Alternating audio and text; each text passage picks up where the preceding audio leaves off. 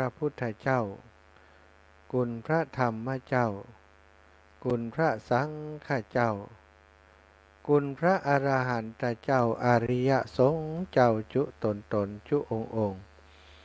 ได้เมตตาแผ่ปรมีมาเป็นนวโลกุตตรธรรมปกเก่าเกษา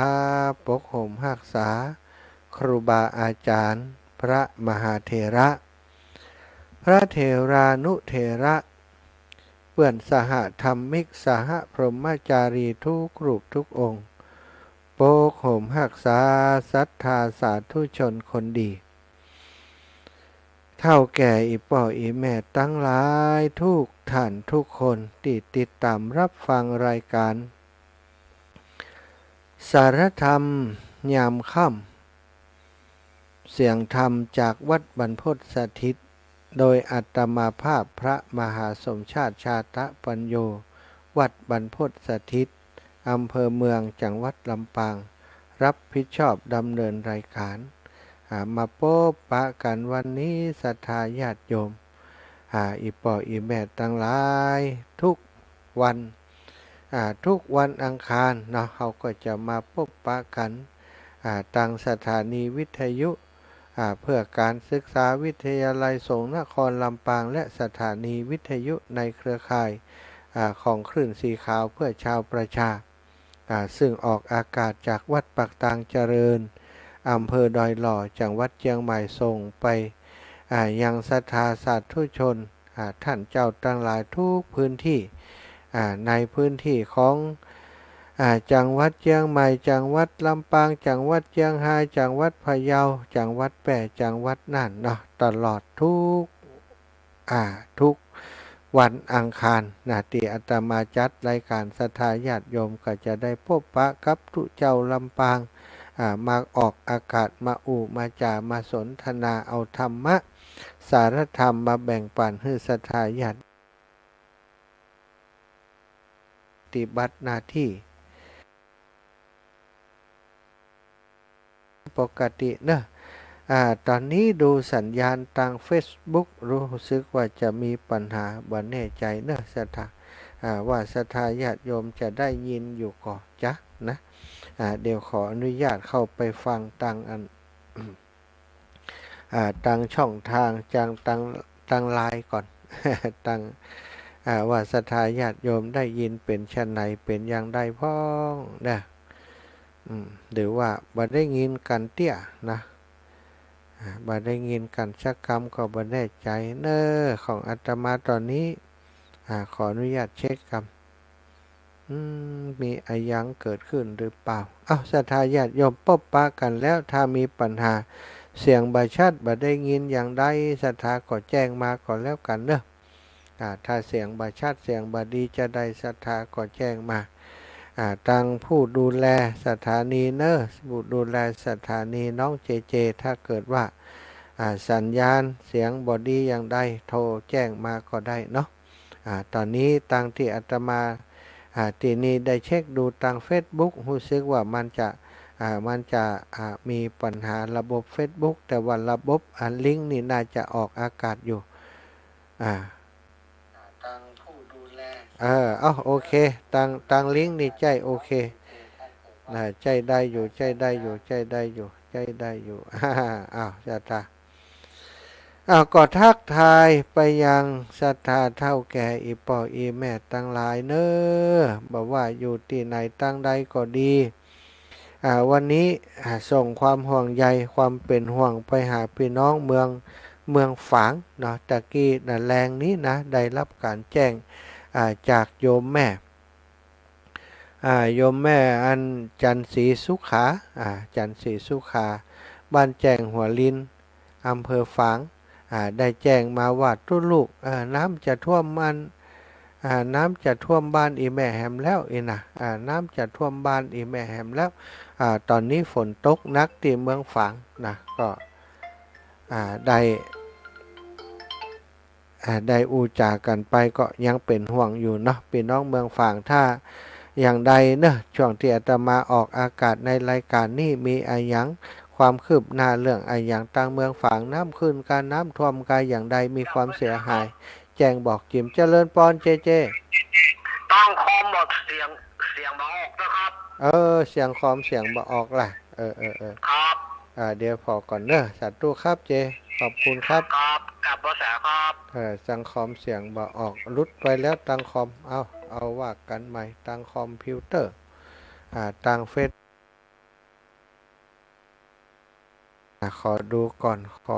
อนเป็นอะไรทำไมเสียงไม่ออกที่คอมพิวเตอร์ว่าปิดก่อนตัวนี้ปิดก่อนเพื่อศรัทธาญาติโยมได้อันนี้เย็ดหรือโนโนไปก่อนศรัทธาญาติโยมที่ฟังทาง Facebook ไลฟ์เนาะอาตมาจะแก้ไขชกรรมเนอะขออนุญาตแก้ไขศรัทธาญาติโยมช่วงนี้อันติดตามอยู่ได้ฟังเพลงในรายการสักเพลงก่อนก็เดี๋ยวอาตมาขอแก้ไขเรื่อง Facebook กันเนอะ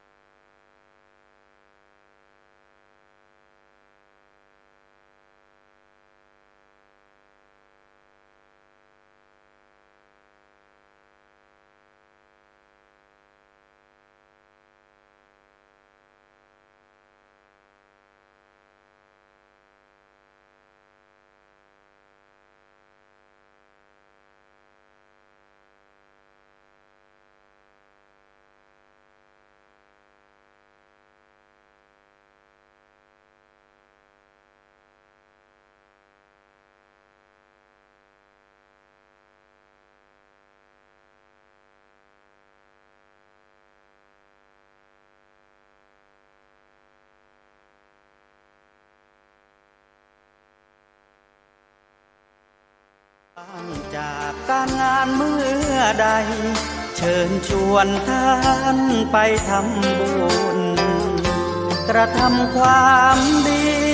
เรื่องนี้ไม่ต้องอายใครฝากเพลงเชิญชวนหญิงชายอย่าอายเรื่องการทำบุญ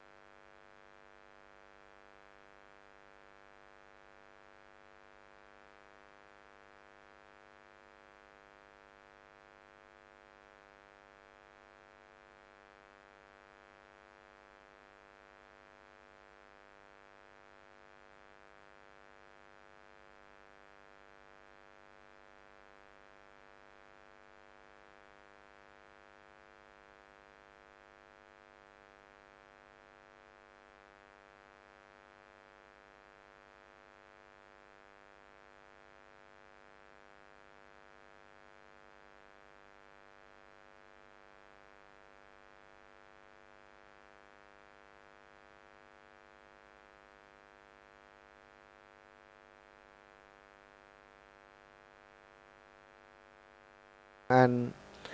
ระบบการออกอากาศระบบวินแอมกำลังมีปัญหาท่านอาจารย์ใหญ่พระครูสมุวิสุวัตวรกิจโจนั่งอันมอนิเตอร์หันใส่เพิ่นก็เข้ามาแก้ไขอยู่ในขณะนี้ถ้าดีแล้วนะศรัทธาญาติโยมก็จะได้ฟังเตี่ยจะมาจัดรายการนี้ออกตังของแบบที่ทุกวันที่เคยออกเนาะหรือว่าในตังลิงก์ของการออกอากาศตอนนี้ก็น่าจะดีแล้วก็เนาะคืนหมาบแล้วรถสีเขียวแต่กี้มันเป็นอย่างอาจารย์ศรัทธาญาติโยมอีปอยอีแม่ตั้งหลายตะกี้ถึงเรื่องของน้ำท่วมทางเมืองฝางเนอะแล้วก็ดีแล้วเนาะโอเคเจขอบใจมากเลยเอาแต่ตังนี้อย่างเดียวเนาะเอาตังอัน Facebook แล้วแต่ท่านอาจารย์เพิ่นจะจัดละเนาะครับผมเจศรัทธาญาติโยมแม่ฉลวยบำเพ็ญร้องเฮ็ดเงาเจริญพรแม่ฉลวยได้ยินก็แม่ฉลวยแม่ฉลวยก็เดี๋ยวก่อนเนาะตอนนี้อันออกอากาศอยู่นะเอาละศรัทธาญาติโยมปิดตรงนี้ก่อนออกอากาศอยู่ก็เดียวอันศรัทธาเปิ้นบ่ฮู้ก็จะโทรมากันทื่นๆให้หมดเนาะตอนนี้สัญญาณน่าจะดีแล้วที่ตั้งคลื่นสีขาวเพื่อชาวประชานี่ศรัทธาบัดเดียวนี้ดีอย่างหนึ่งก็คืออยู่ที่ไหนนะเปิ้นคนควบคุมเปิ้นก็สามารถควบคุมดูแลให้เฮาได้คนควบคุมก็เปิ้นจะควบคุมดูแลให้เฮาได้ตอนนี้ท่านอาจารย์เปิ้นเช็คเรื่องอันนี้อยู่นะเปิ้นจะเอาขึ้น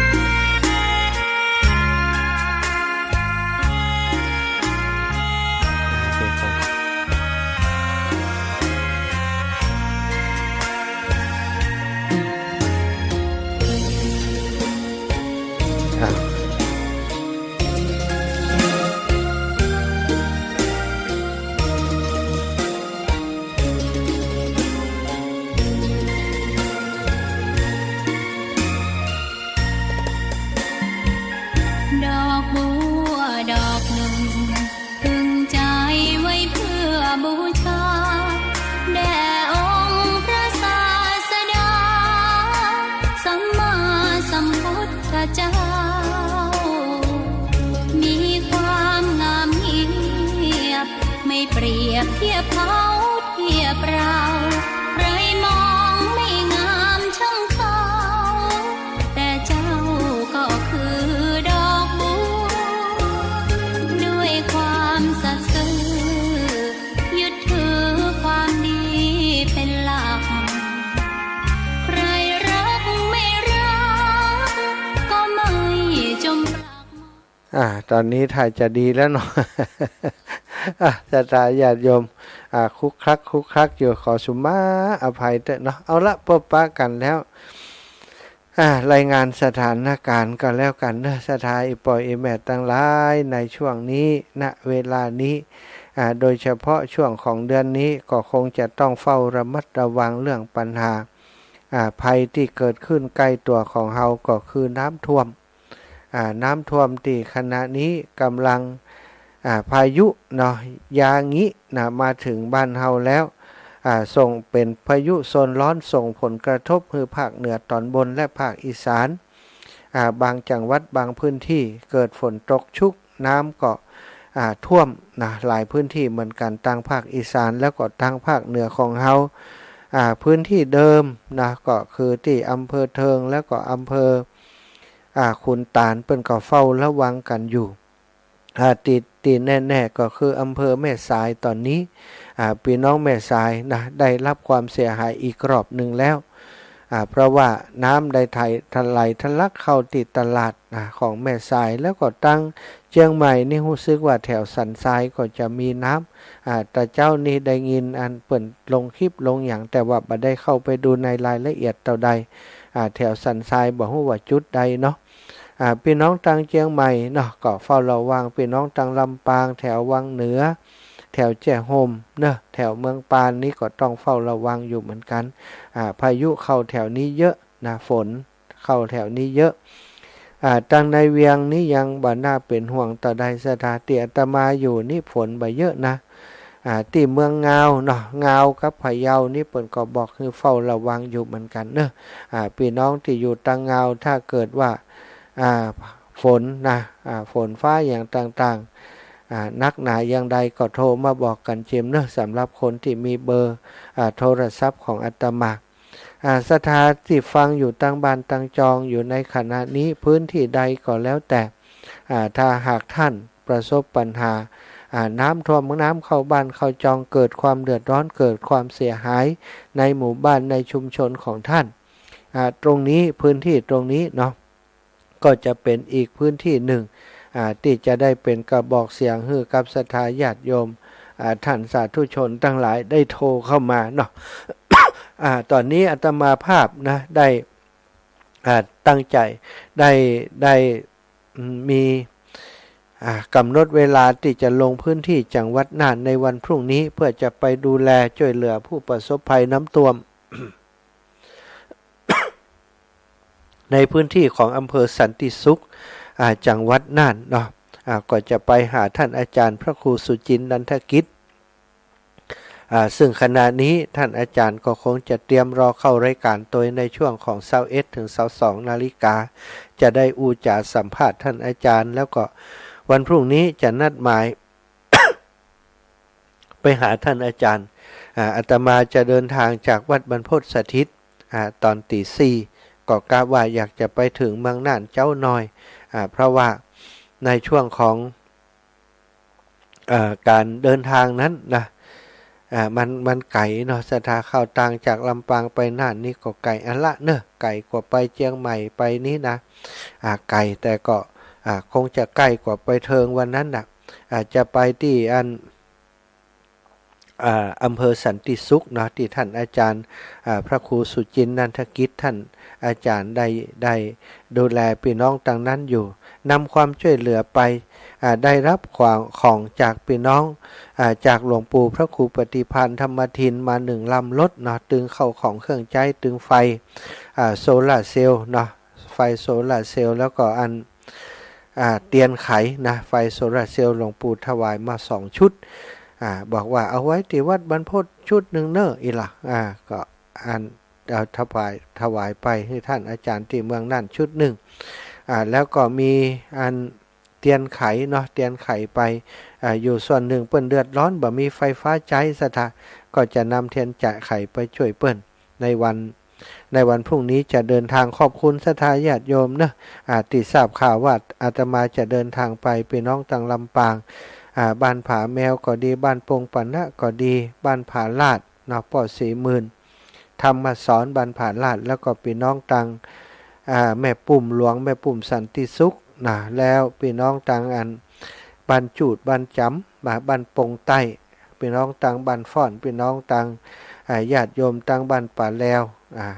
พี่น้องต่างในเวียงหลายท่านหลายคนแล้วพี่น้องต่างเชียงใหม่ครอบครัวของป่ออุดมแม่ขจรสารพีแม่ขจรสารพีและลูกฐานก็ฝากห่วมบุญมาคุณโยมกันนิกาคุณโยมสาริกาก็ฝากให้หอมบุญมาอนุโมทนาขอบบุญให้ทุกท่านทุกคนที่โอนปัจจัยมาตะกี้แม่การจนาชัยลินก็โอนปัจจัยมาแหม100 บาทเนาะแม่เพญณลำปูนก็โอนปัจจัยมาแหม100 บาทมาช่วยหลายท่านหลายคนเนอะที่อาตมายังบ่ได้ประกาศคำเตือนที่โอนปัจจัยมาแล้วก็ต้องขอสุมาอภัยวันพรุ่งนี้จะดูในเฟซในไลน์ติดศรัทธาได้ส่งเข้ามาคณะเดินทางก็จะเอายอดไปรวมกับติดศรัทธาเพื่อนบริจาคร่วมบุญมาตอนนี้ก็ได้เกือบ5-6 ปันแล้วเนาะศรัทธาที่จะเอาไปถวายให้ครูบาอาจารย์ที่จังหวัดน่านส่วนหนึ่งนะส่วนหนึ่งเป็นข้าวของแล้วก็ส่วนหนึ่งเป็นปัจจัยให้เปิ้นเอาไปซื้อไปหาของที่เปิ้นขาดเพื่อจะได้ช่วยเหลือพี่น้องที่ประสบภัยจังหวัดน่านนะศรัทธาอีปล่อยอีแม่ทั้งหลายโครงการนี้ชื่อว่าโครงการเฮาบ่ละกันเฮาบ่ทิ้งกันพี่น้องคลื่นสีขาวครอบครัวคลื่นสีขาวบ่ละบ่ทิ้งพี่น้องที่ผู้ประสบภัยต่างจังหวัดน่านบอกว่าเปิ้นจะเป็นคลื่นสีขาวหรือบ่เป็นมนุษย์เหมือนกับหมู่เฮาเป็นพี่เป็นน้องร่วม ประเทศเดียวกันนะคนเหนือด้วยกันเขาก็จะต้องช่วยกันดูแลซึ่งกันและกันขอบคุณทุกท่านทุกคนเป็นอย่างสูงเนอะวันนี้อาตมาได้นัดหมายกับท่านอาจารย์เสน่ห์การลงว่าจะให้เปิดเข้ารายการโดยเพราะว่าอาจจะมีวาระที่จะอูจากันถึงงานถึงกิจกรรมที่อาตมาและครูบาอาจารย์พระสงฆ์นักเผยแผ่พระพุทธศาสนาจังหวัดลำปางโดยการนำของท่านอาจารย์พระมหานพดลสุวรรณเมธีปีก่อนเนาะเขาได้ทำบุญเป็นเปตพีทำบุญเปตพีที่วัดบรรพตสถิตแห่งนี้แต่ว่าบัดได้เอาปัจจัยช่วยวัดนาสถาเอาปัจจัยไปช่วยกับสถานีวิทยุวิทยาลัยสงฆ์นครลำปางปีนี้กับท่านอาจารย์ว่าก็จะทำเหมือนปีที่ผ่านมาก็คือทำบุญเปตพีแต่ว่าเอาปัจจัยไปช่วยสนับสนุนอันสถานีวิทยุวิทยาลัยสงฆ์นครลำปางซึ่งมีความจำเป็นต้องมีค่าน้ำค่าไฟค่าใช้จ่ายต่างๆเพราะสถานีของเฮาบ่มีเงินสนับสนุนจากแหล่งอื่นก็อาศัยจากงานบุญงานกุศลที่ศรัทธาญาติโยมเปิ่นสนับสนุนก็วันก่อนเนาะอาตมาภาพได้ไปช่วยเหลือผู้ประสบภัยน้ำท่วมที่จังหวัดเชียงรายที่อำเภอเทิงบางพ่องบางคนก็โอนมาที่หลังพ่องอย่างพ่องแล้วก็ได้นำความช่วยเหลือไปช่วยพี่น้องต่างอำเภอเทิงหลายท่านหลายคนที่เปิ่นหอมมาบรรลุนเนอะอาตมาภาพก็ขอเอาส่วนที่ศรัทธาญาติโยมหอมมาบรรลุนนั้นไปช่วยเหลือที่จังหวัดน่านต่อเนาะอย่างใดก็เป็นประโยชน์เหมือนกันส่วนของศรัทธาญาติโยมที่ฟังรายการนี้ได้ทราบข่าวได้หู้ข่าวที่อาตมาภาพและครูบาอาจารย์พระนักเผยแผ่ของจังหวัดลำปางจัดกิจกรรมเปตพีในวันที่15นี้จะร่วมด้วยช่วยกันอย่างใดก็เดี๋ยวก็เราก็ฟังจากท่านอาจารย์เสน่ห์การลงด้วยใครจะปูจากันเทศอย่างใดนะก็สามารถปูจากันเทศมาแล้วก็ปัจจัยทั้งหมดที่ใดนั้นเราก็จะถวายให้ครับมหาวิทยาลัยสงฆ์นครลำปางเพื่อจะเอาไปใช้จ่ายในส่วนของการเป็นเงินกองทุนการน้ำกับไฟของสถานีวิทยุต่อไปเอาแล้วตอนนี้ท่านอาจารย์เสน่ห์การลงถ้าจะรอแล้วเนาะก็จะโทรหาเปิ้นก่อนเนอะสถา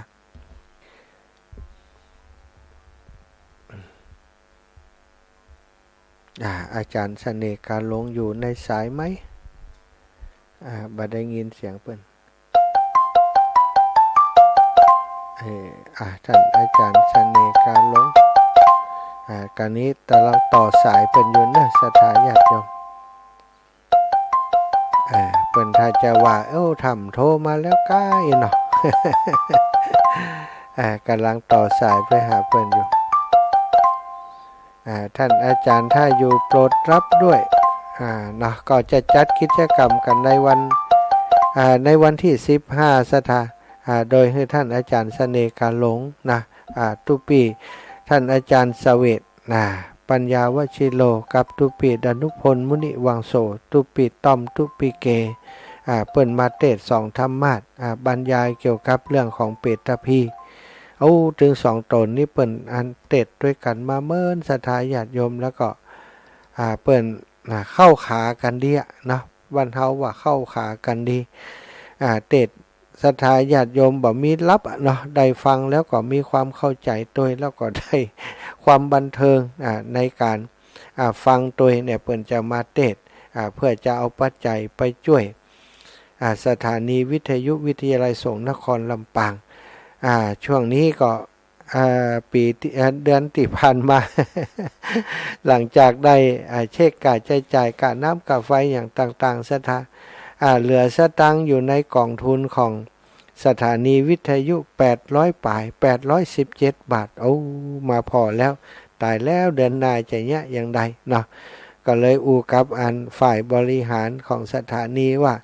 เอาอย่างอีกก่อนแล้วกันปีแล้วก็จัดกิจกรรมที่วัดบรรพตนี่หาสตังค์หาปัจจัยช่วยสถานีก็ได้หลายสตังค์อยู่นะปีนี้ก็เลยว่าศรัทธาญาติโยมที่เปิ้นเอากระปุกออมสินไปออมสินออมบุญนะก็ขอให้เปิ้นได้เอามาทานในวันที่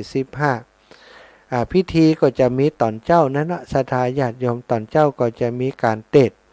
ของท่านอาจารย์เสน่ห์กาหลงส่วนฉันเพลเรียบร้อยแล้วตอนบ่ายเนาะก็คงจะเป็นเวทีสนทนาอุจากันสำหรับพระครูบาอาจารย์พระนักเผยแผ่ของจังหวัดลำปางที่มาร่วมงานก็จะได้พบปะครับศรัทธาญาติโยมจะได้หันกันตัวเป็นๆ กุดเตือฟังจากวิทยุอย่างเดียวบ่ได้หันหน้าหันตากันวันที่15นี้จะมีโอกาสได้พบปะหันหน้าหันตาได้ได้จาเหมือนครับจัดรายการสดคือศรัทธาญาติโยมได้พบปะกันเลยที่วัดบรรพตสถิตเนาะขอบคุณตั้งครูบาอาจารย์คลื่นสีขาวท่านอาจารย์ใหญ่พระครูอภิวัฒนวิกรมหลวงปู่พระครูปฏิพันธ์ธรรมทินและคณะครูบาอาจารย์คลื่นสีขาวได้ถวายปัจจัยร่วมบุญในโครงการนี้นะโครงการระดมทุนช่วยการน้ำกับไฟวิทยาลัยสงฆ์นครลำปางมาเป็นจำนวนเงิน 10,000 บาทอันนี้ในนามของครอบครัวคลื่นสีขาวเนอะศรัทธาญาติโยมแสดงว่าอีป่ออีแม่ทุกท่านทุกคนนะมีส่วนร่วมในบุญในกองบุญกองกุศลนี้ศรัทธาญาติโยมโอ้อีแม่ยังบ่ได้หอมกำเตื้อโลอีนะอย่างใดก็ติดต่อมาที่อาตมาก็ได้เนาะส่วนเลขที่บัญชีของวิทยาลัยสงฆ์นครลำปางส่วนของสถานีวิทยุนั้นศรัทธาญาติโยมเลขที่บัญชี503-307-9360เนาะธนาคารกรุงไทยชื่อบัญชีจะเปิด3คนเนาะจะมีชื่อของท่านอาจารย์พระมหานพดลท่านอาจารย์พระมหาบวรวิทย์แล้วก็น้องแอมพัชริยาฟองจันตาเป็นชื่อของผู้ถือบัญชีจะเบิกจะจ่ายอย่างก็ต้องมี2ใน3เป็นผู้เบิกเพื่อความโปร่งใสต่างๆศรัทธาญาติโยมถ้าได้ฟังรายการนี้อีแม่มีจิตมีใจอยากจะร่วมเป็นตะพีเป็นการบริจาคการน้ำกับไฟช่วยสถานีวิทยุวิทยาลัยสงฆ์ถึงบ่ได้ฟังจากที่นี่ก็ตามอยากจะสนับสนุนช่วยเหลือท่านอาจารย์ช่วยเหลือสถานีวิทยาลัยวิทยุวิทยาลัยสงฆ์ก็แจ้งมาหาอาตมาได้ทุกครั้งที่โอนปัจจัยเข้าไปในบัญชีของวิทยาลัยสงฆ์นครลำปางสถาขอส่งสลิปมาให้อาตมาจิมจะได้เก็บเป็นหลักฐานแจ้งให้ศรัทธาญาติโยมได้รับทราบแล้วก็นำถวายเป็นทักษิณานุปทานกิจเปตพีในวันที่15ตัวเนาะอันนี้ก็เป็นกิจกรรมในลำปางที่ทำที่ลำปางแต่คิดว่า พี่น้องขึ้นสีขาวของเฮาเนาะทุกสถานีบอกว่าสถานีไหนเฮาเป็นคลื่นเดียวกันรับสัญญาณไปออกอากาศเหมือนกันวิทยุที่เปิ่นมีคนดูแลบริหารจัดการนะอย่างของคุณดารุณีใน21สถานีสถาเปิ่นมอบคือกับครูบาอาจารย์ขึ้นสีขาวที่ออกอากาศอยู่ในขณะนี้ที่ศรัทธาญาติโยมหลายท่านหลายคนได้ฟังอยู่ในขณะนี้ก็เป็นคลื่นสถานีจากของคุณดารุณีก็ต้องขอบคุณคุณดารุณีและทีมงานของเปิ่นเป็นอย่างสูงเนาะที่ได้เกาะสัญญาณไปออกอากาศให้อีปออีแม่ถึงบ้านถึงจองได้ฟังน้ำฟังธรรมกันทุกวันอนุโมทนาบุญกับเปิ่นแล้วก็ทุกสถานีที่กระจายกันออกอากาศอยู่ในขณะนี้บอกว่าจะเป็นขณะนี้วิทยุชุมชนคนเหนือเขื่อนบ้านมนเสียงธรรมแม่แจ่มบ้านทุ่งเรดิโอของปอดมนะแล้วก็หลายสถานีเตี่ยจะมาหู้จักนาที่ของคุณดารุณีนี่อันตังเมืองเงานี่ก็มีนะวังช้างเรดิโออีกกันเนาะวังช้างเรดิโออำเภอเงาโยมแม่ครูอาลีพันธ์ศรีวิริยะใหม่ก็บอกว่าขอบคุณเปิ่นเจมเนอร์ตู้ลูกเพราะว่าเปิ่นดูแลสถานีดีมากเลยออกอากาศบ่มีขาดตกบกพร่องครูบาอาจารย์มาเทศทุกวันโยมแม่ได้ฟังทุกวันเพราะเปิ่นดูแลสถานีกันดีก็ขอบคุณเนอะผู้จัดการสถานีดีเจของสถานีที่ดูแลในช่วงรายการธรรมะนี่ให้ศรัทธาพี่น้องตังเมืองเงาได้รับฟังพี่น้องตังน่านก็เหมือนกันเนอะหลายสถานีที่เป็นสถานีวิทยุชุมชนหลายสถานีที่เป็นสถานีวิทยุธุรกิจที่มีปอเลี้ยงเอียงคำเปิ่นมอบให้กับทางครูบาอาจารย์ได้จัดรายการศรัทธาญาติโยมบางครั้งบางทีเนาะเปิ่นถ้าเปิ่นมีปัญหาเขาก็ต้องช่วยเปิ่น แต่ส่วนใหญ่แล้วสถานีวิทยุธุรกิจเปิ่นมีสปอตโฆษณามีสปอนเซอร์เปิ่นบ่ได้เดือดร้อนเรื่องการน้ำกาไฟเปิ่นดูแลตัวเองได้เพราะมันเป็นธุรกิจแต่วิทยุบริการอย่างวิทยาลัยสงฆ์นครลำปางก็ดีอย่างของหลวงป่อที่อำเภอฝางออกอากาศตังพี่น้องอำเภอฝางก็ดีที่ใช้ประการท่าตอนแถวนี้นะแม่อายท่าตอนนี้หลวงป่อก็ดูแลสถานีด้วยตัวเองศรัทธาญาติโยมก็อาศัยปัจจัยที่ศรัทธาญาติโยมให้หอมมาแต่ละเดือนวิทยุห้วยตองซักเนาะท่านอาจารย์พระครูอภิวัฒนวิกรมก็ช่วยดูแลช่วยดูอยู่นะมาแล้วเนอะท่านอาจารย์เสน่ห์กาหลงครับท่านอาจารย์ไว้สาอาจารย์ ไปไหนหมอพูดกี้ กำลังลุกหันมาครับโอ้อาจารย์วันนี้วันพระจ้ะท่านอาจารย์นี่อยู่เนาะท่านอาจารย์อันโครงการเนาะจะอู้กันถึงโครงการที่เขาจะร่วมกันทำปีนี้ก็เหมือนกับว่าปีที่แล้วเขาก็ทำวันนี้ก็อย่างหูอาจารย์ก่อนที่จะมีเปตพีประมาณ2 วันเนาะก็เลยอันวันก่อนไปหันอันบัญชีที่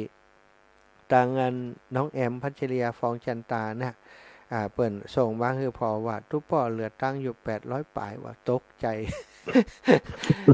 พอดีอันก็เลยอู้กันครับท่านพระอาจารย์มหานพดลสุวรรณเมธีว่าเฮาถ้าบ่ทำกิจกรรมอย่างศรัทธาเปิ่นก็บ่ฮู้ว่าเฮามีความต้องการอย่างเดือดร้อนอย่างน้อยจันเนาะ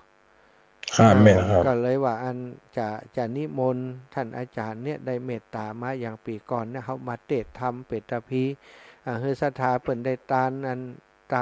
กาน้ำกาไฟเนี่ยถือว่าสิ่งนี้เป็นสิ่งสำคัญนะเนาะอาจารย์เนาะได้บุญนักได้บุญหลายสามารถอุทิศไปให้กับญาติที่เปิ่นล่วงลับไปได้โดยเนาะครับแม่ครับมันเป็นถือโอกาสได้ทำบุญให้ญาติที่พี่น้องได้ครับเนาะเรียกว่าสิ่งที่เฮาอยากจะทำถึงครับอาจจะสัมภเวสีเจ้ากรรมนายเวรอะไรอย่างบางอย่างที่เฮาได้กระทำเหลือล่วงกรรมกันด้วยกายกรรมวจีกรรมเนี่ยอาจารย์ที่ว่าเฮาตกล่วงไปโดยชัดเดรัจฉานอย่างมื้อเนี่ยครับมันนี่เขาก็เป็นการทำบุญที่ถึงครับเปิ่นก็ปล่อยเปรตปล่อยผีอาจารย์น่ะมันเป็นคำเชื่อและคำโบราณแล้วก็เป็นประเพณีที่สืบเติมตามกันมานะครับครับก็เป็นสิ่งที่ควรกระทำอย่างยิ่งครับเนาะวันนั้นก็อันจะขอตั้งสถานีถ่ายทอดด้วยแล้วก็ท่านอาจารย์พระครูสมุวิศวัตวรกิจโจถ้าเฮาทำกิจกรรมที่นี่ทุกครั้งเปิ่นก็จะเกาะสัญญาณไปทางเชียงใหม่ด้วยครับแล้วก็บางทีอาจจะเป็นของคลื่นสีขาวไปเลยนะที่เฮาทำกิจกรรมวันนั้นก็คงจะเป็นประโยชน์กับศรัทธาที่อยู่ตั้งบ้านด้วยเนาะอาจารย์เนาะแม่นครับแม่นครับถือว่าได้ปูจากันเทศร่วมกันกับท่านอาจารย์ ก็จะมีอาจารย์ครับท่านอาจารย์นั้นดานุพลมุนิวังโสเนาะทุปีเก๋เปิ้นจะว่างก็อาจารย์วันนั้นกลางวันนะครับแต่นี้กับวันนั้นก็แก้ก็ว่าว่างอยู่นะครับได้เนาะเฮาเอาตอนเจ้านะเนาะอาจารย์เนาะตอนเจ้าก็คงประมาณเตดนี่ก็คงประมาณ 10 โมงถ้าจ้าก็ถึง 11 โมงครึ่งอาจารย์เนาะครับสักชั่วโมงไปให้เวลาครับท่านอาจารย์ครับท่านเพราะมันเป็น2ธรรมะมันได้อธิบายไปตัวอย่างไปตัวเนาะผมก็คงจะเป็นประโยชน์กับศรัทธาเดี๋ยวนี้ก็บอกคือศรัทธาเป็นน้องคลื่นสีขาวเฮาได้รับทราบด้วยไปจะปูจาอันปูจากันเทศก็คิดว่าปูจาคนละ19 บาทก็ได้ละเนาะอาจารย์เนาะกันเทศเนาะครับแต่ว่าที่เนี่ยที่บรรพตสถิตแหละอาจารย์ครับในวัดนี้นะครับครับเนี่ยที่วัดบรรพตสถิตแล้วก็ที่ศาลาหลังใหญ่ครับอาจารย์ครับเพราะมันนั้นจะสะดวกผมก่อนเรื่องฝนครับอาจารย์ครับก่อนเรื่องฟ้าเรื่องฝนแล้วก็มจรมันก็มีการเฮียนกันอย่างต้อยนะแต่ถ้าเขาทำที่นี่นี่หมายความว่าเขาทำกิจกรรมที่นี่แล้วก็เสร็จแล้วเขาก็มอบปัจจัยถวายสตังค์ให้กับสถานีวิทยุไปเลยครับอาจารย์ครับเนาะก็อันวันที่15เวลาเตดก็คือ9 โมงครึ่งเป็นต้นไปถ้าคนพร้อมเนาะอาจารย์เนาะถ้าบ่พร้อมก็ประมาณ10 โมงครับแล้วก็เขาจะขอเวลาครูบาอาจารย์ถ่ายทอดออกไปตังคลื่นสีขาวคือศรัทธาที่เปิ่นฟังอยู่ตั้งบ้านตั้งจองได้ฟังตัวแล้วก็ได้ปูจากันทำด้วยกัน10 บาท20 บาทก็ได้ละอาจารย์19 บาทก็เหมาะนะ ส่วนมากก็สาวนั่นน่ะเนาะ ครับ สีเขียวนี่มันธรรมดาถ้าหลายๆก็ได้นักเนี่ยเนาะอาจารย์เนาะ แม่นครับแม่น ศรัทธาญาติโยมที่เพิ่นฟังส่วนใหญ่เนี่ยก็ส่วนมากก็คนบ้านเฮาอะเนาะฉะนั้นเนาะอันอาจารย์เนาะเพิ่นก็จะมีตังค์นักหนาอย่างนี้น่ะเพิ่นศรัทธาคนเฒ่าคนแก่ตามบ้านนะจ๊ะเนาะมันก็ อืม ก็ต้องแต่ว่ามีหนักมีหลายอย่างอันนี้กับลูกหลานก็ยังรอลูกรอหลานแต่ว่าเงินเดือนคนเฒ่าอย่างจันเนาะ นั่นน่ะเอาคน10คน20ก็หอมกันไปเถอะเนาะจาก ครับ คนมาก็ได้เลยว่าเฮ้ยจดชื่อเอาก็ได้ท่านอาจารย์ปะบ่ได้ก็เอาเน้ยน่ะกูแต่ผมก็ใช้วิธีเนี่ยอาจารย์คือคนเฒ่าคนแก่เปิ้นเขาก็เอาชื่อเปิ้นมาเหียแล้วเอาสตังค์เขาออกไปก่อน แต่ปะที่ไหนส่วนมากผมจะได้กำไรเปิ้นจะติดดอกเหือ ดีกับอาจารย์ไหมครับคุยวันนี้อาจารย์ไปไหนก็วันนี้ครับ ผม หัน ไป อยู่ ผ่าแมวครับอาจารย์โอ้แต่ก็เจอแบบวัดอาจารย์ฮะโอ้อันแปลงโบสถ์แปลงเนี้ยแปลงวิหารกับอาจารย์บ่มีประตูกำเดือนน่ะหลงอยู่หั่นน่ะแล้วเปิ้นว่ามีกฐินมา 2-3 ปีแล้วอีกอ่ะไปหันแล้วมันเกิดความอยากจะช่วยอาจารย์อินดูเปิ้นก็เลยว่าเอาเริ่มต้นกันแต่เอาอย่างอีกกันแล้วกันนี่เนาะอาจารย์อาตมาเคยมีประสบการณ์ที่ช่วยท่านอาจารย์เสน่ห์การลงมาถ้างานที่มันมีความจำเป็นจริงๆแล้วเขาร่วมมือกันจริงมันถึงมีคนช่วยอีกอ่ะก็บอกให้ชาวบ้านเปิ้นช่วยกันด้วยครับอาจารย์วันนี้ก็ตั้งเก้าให้เปิ้น 5,000 จะเอาไปเติมน้ำมันโอ้อันใจขึ้นเอาไปหอมวันนี้ก่อน ปิกมาเอาตังค์ที่วัดไปเติมน้ำมันมันลุ้นเอาขยมว่าแกลำไปได้นานทุกปีหรอก มันต้องอย่างหวานอาจารย์แล้วมันอยู่ในสายนี่เนาะสาระอย่างผมนี่ก็ที่ช่วยได้ด้วยกำลังก็ช่วยครับได้ทั้งหมดนี่ก็ช่วยได้เป็นพักๆเป็นยังๆครับ ครับนะอาจารย์ก็นักอยู่ปีนี้ผมก็ซีตีก่อนเนอะอาจารย์ที่เปิ่นมาขอให้อันเป็นเจ้าภาพกฐินนะครับก็เลยบอกผมก็บอกให้เปิ่นอย่างเอว่าอันอาตมานี่เป็นเจ้าภาพให้ได้แต่ว่ามันแน่นอนก็คือมีผ้ากฐินแน่นอนละมีนะแต่ว่าปัจจัยนี่ถ้าจะให้เป็นแสนเป็นล้านมันมีเนอะอีเนาะมีที่เป็น10,000-20,000อย่างก็ได้อยู่แต่ถ้าเขาอยากจะได้ปัจจัยมาเนี่ยอย่างนักๆก็ต้องช่วยกันถ้าช่วยกันอาตมาช่วยแต่ถ้าบ่ช่วยกันรออาตมาคนเดียวเนี่ยโอ้อาตมาไม่ตั้ง ก็คือเพิ่นเข้าใจอย่างอีนะอาจารย์ครับแม่นอาจารย์เขามันสายเผยแพร่นะอาจารย์เนาะ นั่นน่ะมัน ถ้ามันปรมีอย่างครูบาจันดังๆนี่เขากระตึ้มหัวอาจารย์พวกโมะกันเพิ่นกำมือมาแยงน้อยเดียวเป็นหมื่นแล้วเฮามันเนาะเฮามันอย่างผมนี่อาจารย์ตีได้มีตังค์ทำบุญนี่นะผมไปที่ไหนศรัทธาเปิ้นป้าเปิ้นว่าอาจารย์ก็น้ำมันลดเนอะอันนี้จ่ายตามอัตยาศัยเนอะเขาก็เอามาจ่ายอย่างเงี้ยครับอาจารย์ผมฮู้อย่าไปแย่อย่างก็มาจ่ายทำบุญให้ศรัทธาเปิ้นได้บุญด้วยอย่างเฮานี่โอ้เงิน100,000-200,000นี่แฮ่กันนั่นหนองพระเจริญอันที่เพิ่นจั่นใหญ่ๆที่เพิ่นหาง่ายโยมใหญ่ประจำเพิ่นมีแค่นั่งฉันเข้านะโยมจะถวายนะเจ้าข้าน่ะ100,000-200,000บัดโจะวางบัดตึงวางตรงนั้นแหละอย่ามันก็ง่ายขนาดอาจารย์มันก็เหมือนกันแต่นั้นเนาะได้เฮาได้200,000นี่แฮ่กันยังพ่นแง่นเนาะก็เนี่ยไปตามที่กำลังเฮาอาจารย์ครับอย่างว่าอย่างเปิ้นว่านะบารมีเหมือนเต่ากันเฮาหันครูบาอาจารย์ที่เปิ้นสร้างเปิ้นเนี่ยอย่างได้รวดเร็วมันบารมีเปิ้นเนาะอาจารย์เนาะแม่นเฮามีบารมีอย่างอีเฮาก็เนี่ยไปแต่ผมหันอาจารย์เนี่ยอย่างไปนี่ผมก็หลักพอหลักนี่อยู่ก็คงจะวันนึงถ้ามันนี่มันถึงนี่นะกะเนาะกุฏิอาจารย์ก็ยังข้างหันต้นเลิ่นน่ะก็ยังคิดในใจอยู่ครับอาจารย์ปีนี้กฐินวันใดของอาจารย์น่ะก็ที่แรกว่าเจ้าภาพมีแต่สุดท้ายว่ามีนะครับแล้วก็เจ้าบ้านเฮากับแม่น่ะเพิ่นก็เลยเป็นเจ้าภาพกันวันที่9พฤศจิกายนนะเนี่ยอาจารย์ครับก็เลยตุ้มๆตามๆกันไปก่อนนี่นะ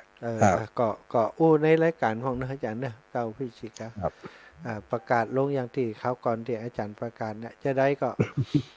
ก็คงจะได้ไปช่วยกันน่ะผมก็จะเข้าไปหากับจะปาสถาญาติโยมทางในเวียงเนี่ยไปช่วยดูแลอาจารย์สถาก็กึดถึงอาจารย์ตลอดเนอะหมู่อันสถาผมไปที่ไหนเพิ่นก็ถามหานะครับถามหาเพิ่นก็อู้ถึงอยู่ตลอดเนาะ อาจารย์นี่มีโอกาสได้แอวนักกว่าผมอ่ะไปเตะหลายตีหลายแห่งน่ะกันไปก็ยังพระอาจารย์โอนนะกะใส่ตัวได้ตัวฮึกเตียวอ่ะโอ้ยกับกุมน้ำมันโหลดกุมกับคนขับรถเฮียกันยังโอ้ให้อาจารย์ฟังน่ะเปิ่นกับถ้าผมใครหันเฮาเจ้าบ้านผมใครได้ปัจจัยเพื่อสมทบทุนหรือว่าสร้างอย่างเปิดกับเอาเฮาไปอ่ะจุ้ยปัญหาไปเจออาจารย์ดีว่าเฮามีเงินหมื่นเงินแสนอย่างอาจารย์ว่านะกะเขาเอาภูมิปัญญาไปเตะจักจุงคนว่าเปิ่นหอมกับเขาวัดเปิ่นก็ได้ปัจจัยส่วนนั้นยังได้เล็กน้อยก็ดีอ่ะครับเป็นบุญต่อบุญเนาะอาจารย์เนาะเฮาไปเปิ่นเอาเฮาไปเปิ่นหวังว่าเฮาจะเป็นตัวดึงดูดบุญเข้าไปวัดเปิ่นนะแม่นครับเขาว่าจะเอาเหี่ยมดผมว่าเขาอยากตื้มได้จันกินบันลับจังนั้นนะใจเฮามายังทางนี้เนาะแม่นอาจารย์ชนนี่ก็พิมพ์ทำลงในเฟซนะครับประกอบไปกันนานๆนะเพิ่นส่งมาพร้อมก็ล่ะบ่มีอาจารย์มีไผแหละก็อู้กับอันอาจารย์นพดลว่าอันเฮาอยากจะพิมพ์อันของเปิ้นอันเป็นข่าวคดีเป็นอย่างคัดมาเป็นเรื่องนี่นะอาจารย์ครับว่าถ้าว่าพิมพ์ทำอาจารย์ถ้าว่าล้านใหญ่ๆทำนี่นะอาจารย์ได้ปัจจัยหนักเด้อถ้าอย่างผมขายลิขสิทธิ์อาจารย์ผมก็ได้แค่ 2-3 ปันอย่างถ้าว่าเฮามีงบตีไปเนี่ยได้ร้อยผูกเฮาไปวางสังฆพันธ์แต่ละตีอาจารย์ทั่วภาคเหนือสังฆพันธ์ละ10มันถูกละ20-25นี่มันได้โอ้มันก็ยังว่าอาจารย์ลัก6ก่อนอาจารย์ถ้าว่าจะก็ได้ส่วนนี้ไปบำรุงกับกระน้ำกับไฟก็ถือว่าดีนะอาจารย์เพราะว่าเขาได้จากโยมพ่อโยมแม่ที่ฟังรายการไปก็3คนเก่าคนใหม่อย่างเงี้ยถ้าว่าไปวางสังฆพันธ์ร้านอย่างที่แต่ละจังหวัดเนี่ยดัดเจ้าพันนายเขาได้ปู่จ้าไปซื้อไปเครื่องตอกเครื่องอาจารย์กับ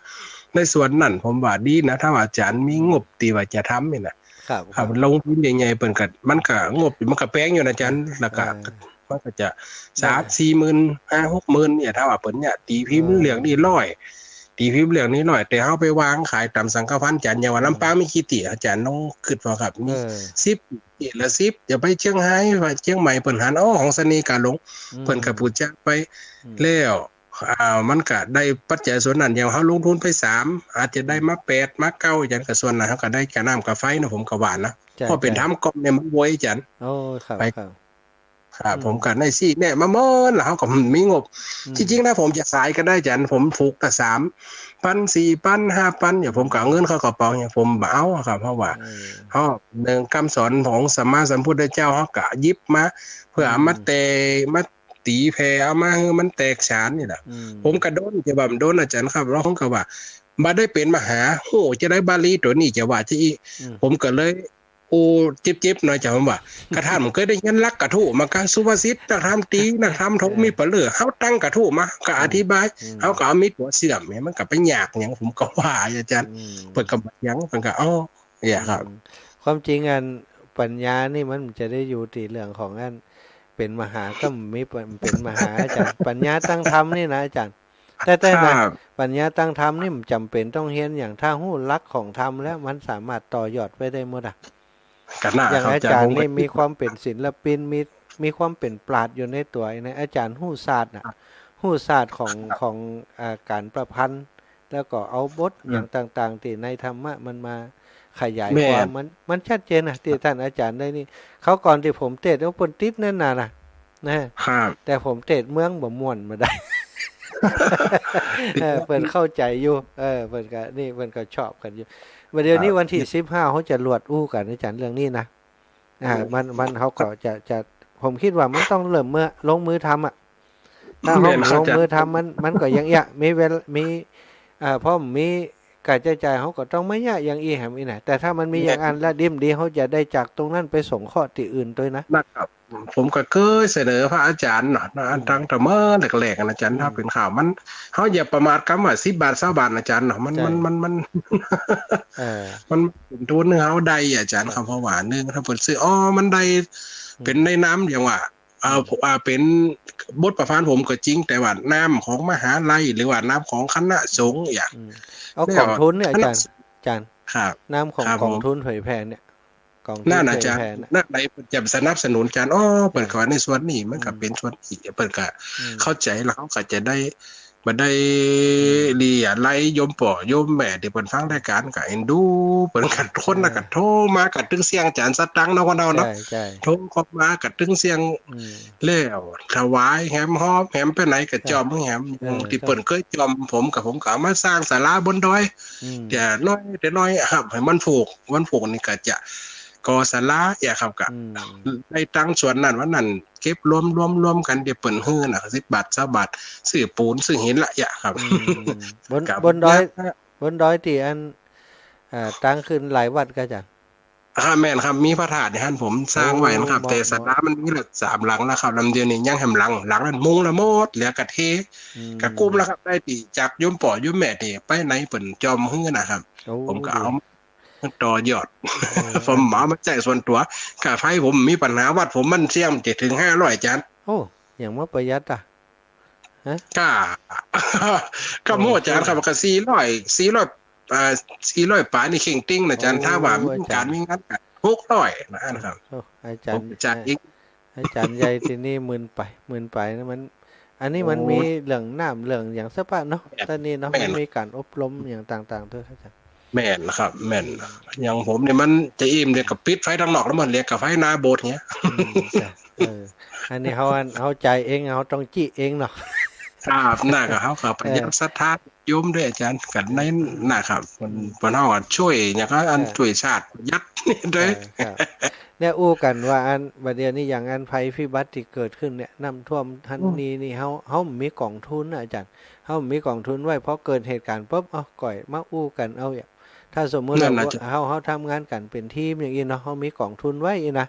สมมุติว่า ครับ ตอนนี้เปิ่นเดือดร้อนปุ๊บเขาซื้อน้ำมาก่อนเลยซื้อน้ำซื้ออันนั้นเปิดติเปิ่นขาดซื้อไปมอบให้เปิ่นถ้าเขาประกาศไปสถาญาติโยมหายหอมมาเขาก็ไปคืนด้านนั้นอีนะอาจารย์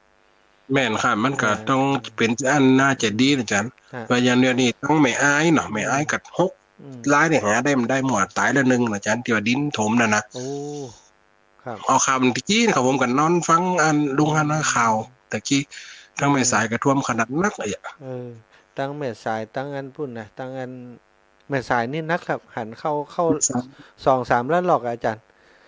แล้ว แม่นครับ เนี่ย เดี๋ ก็ ยวนี้ฝากไม่อายมันนะอาจารย์ตะกี้นะเอาข่าวนะ เดี๋ยว ออกอันนี่นะ โอ้ ไม่อายนี่ดินถล่ม6 ศพคำเดียวนี้จะ โอ้ ชอได้เดี๋ยวได้ละนึงละนะฮะฟังตะกี้ก็โอ้น่าดีเอ็นดูอาจารย์นะครับนี่โอ้ไฟพี่บ้านเนี่ยนะกินตันๆก็เอ็นดูสถานเด้อก็ตื้มไหลหัวอ้ายหัวอีปีนี่ตื้มบังคับไปสักคน ไปคิดเรื่องติดได้เนาะอาจารย์เนาะได้ทำบุญกับว่าได้นักได้น้อยบ่คิดกันนะเดี๋ยวนี้นะ นั่นน่ะครับ ตามบาป ผมตื้มบัดเขาเรื่องที่ว่าโอ้น้อยอกน้อยใจเพิ่นได้กระถินตัวมันได้เพิ่นนั่นน่ะโอ้อันนี้ยิ้มยั่วๆอย่างเดียวอาจารย์สถาไข่หัว อืม อันนี้แรกว่าเตียได้นะครับเพิ่นก็ว่าอ๋อไฟพี่บ้านมีนะอันปีนี้ขอยุติกันที่แรกว่าอู้กัน อืม เป็นหยังเขาก็ตึมว่า จ้ะ บ่มีการ สา เสีย มัค ใจ คีสามัคคีน่ะ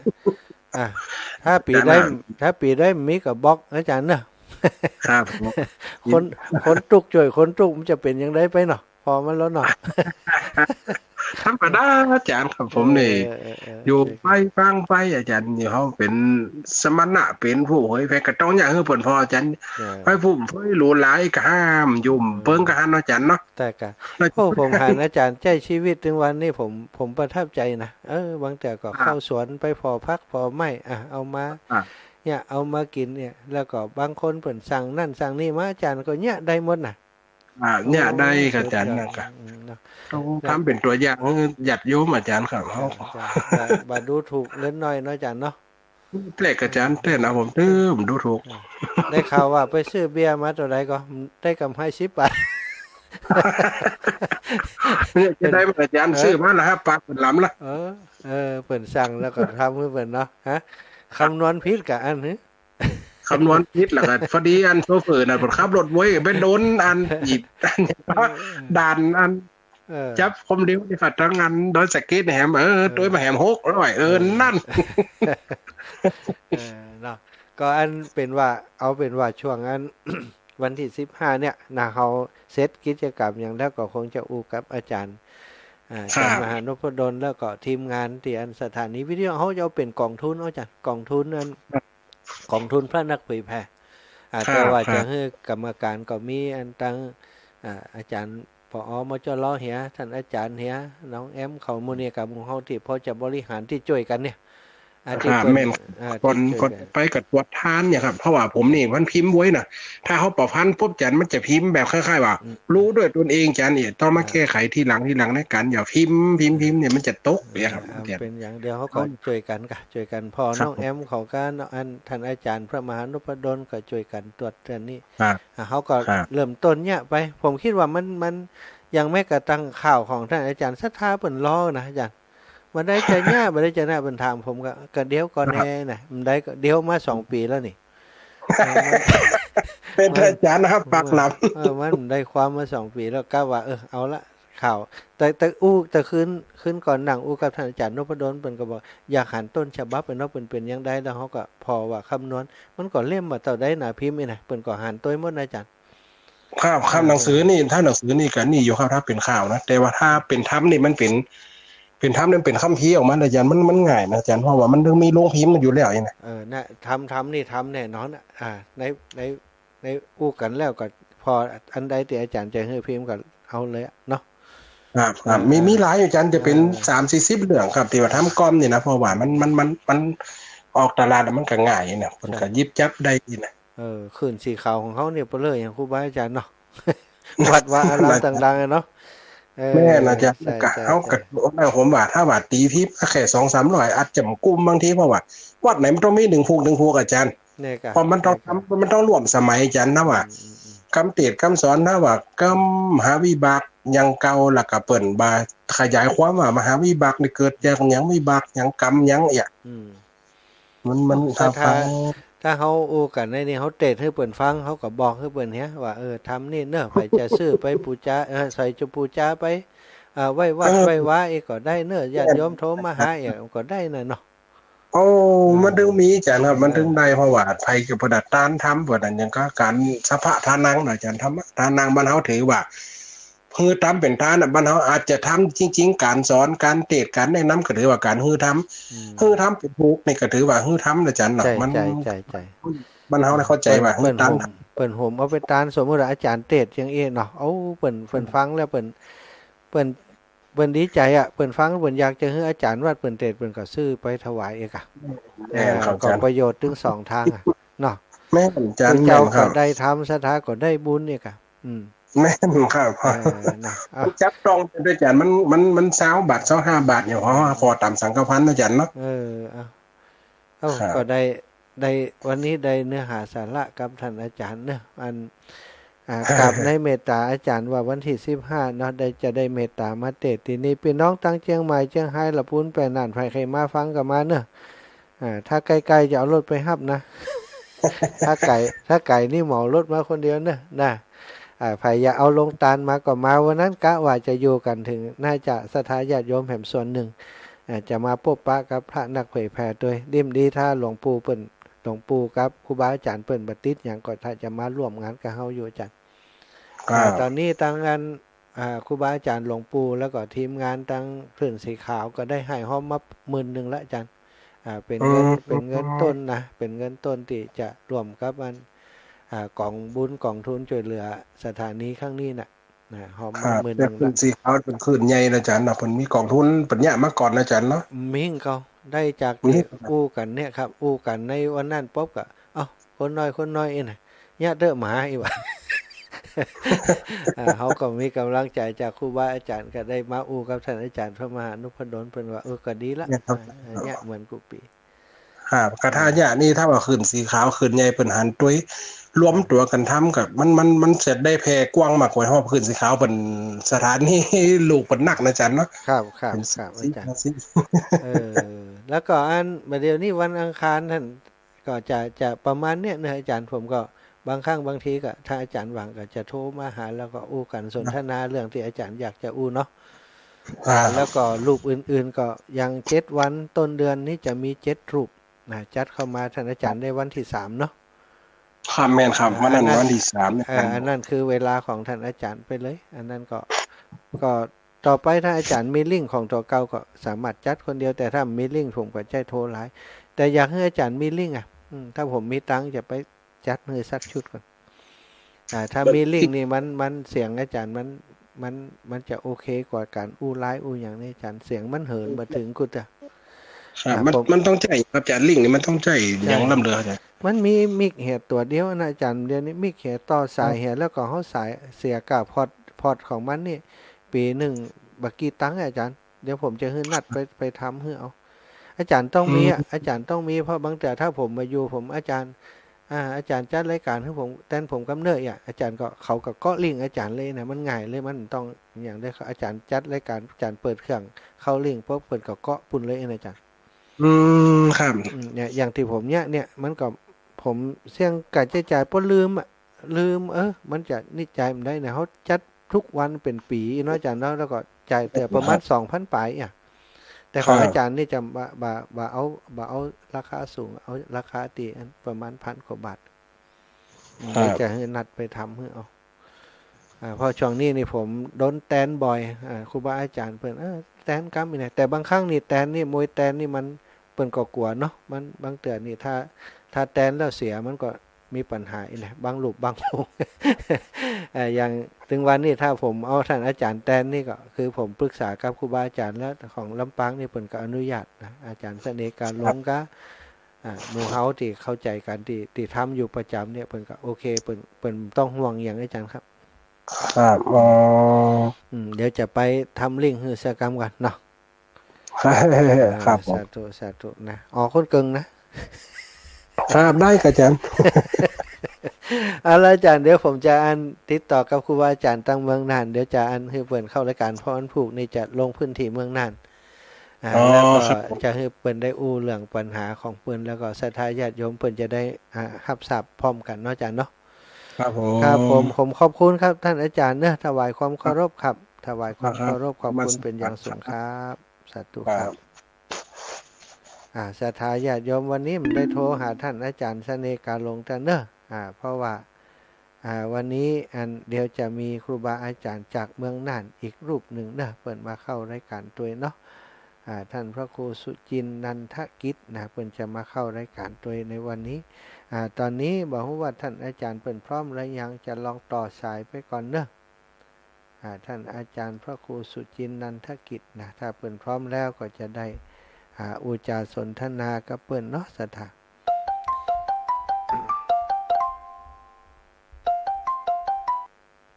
สำรองนะครับชัยยง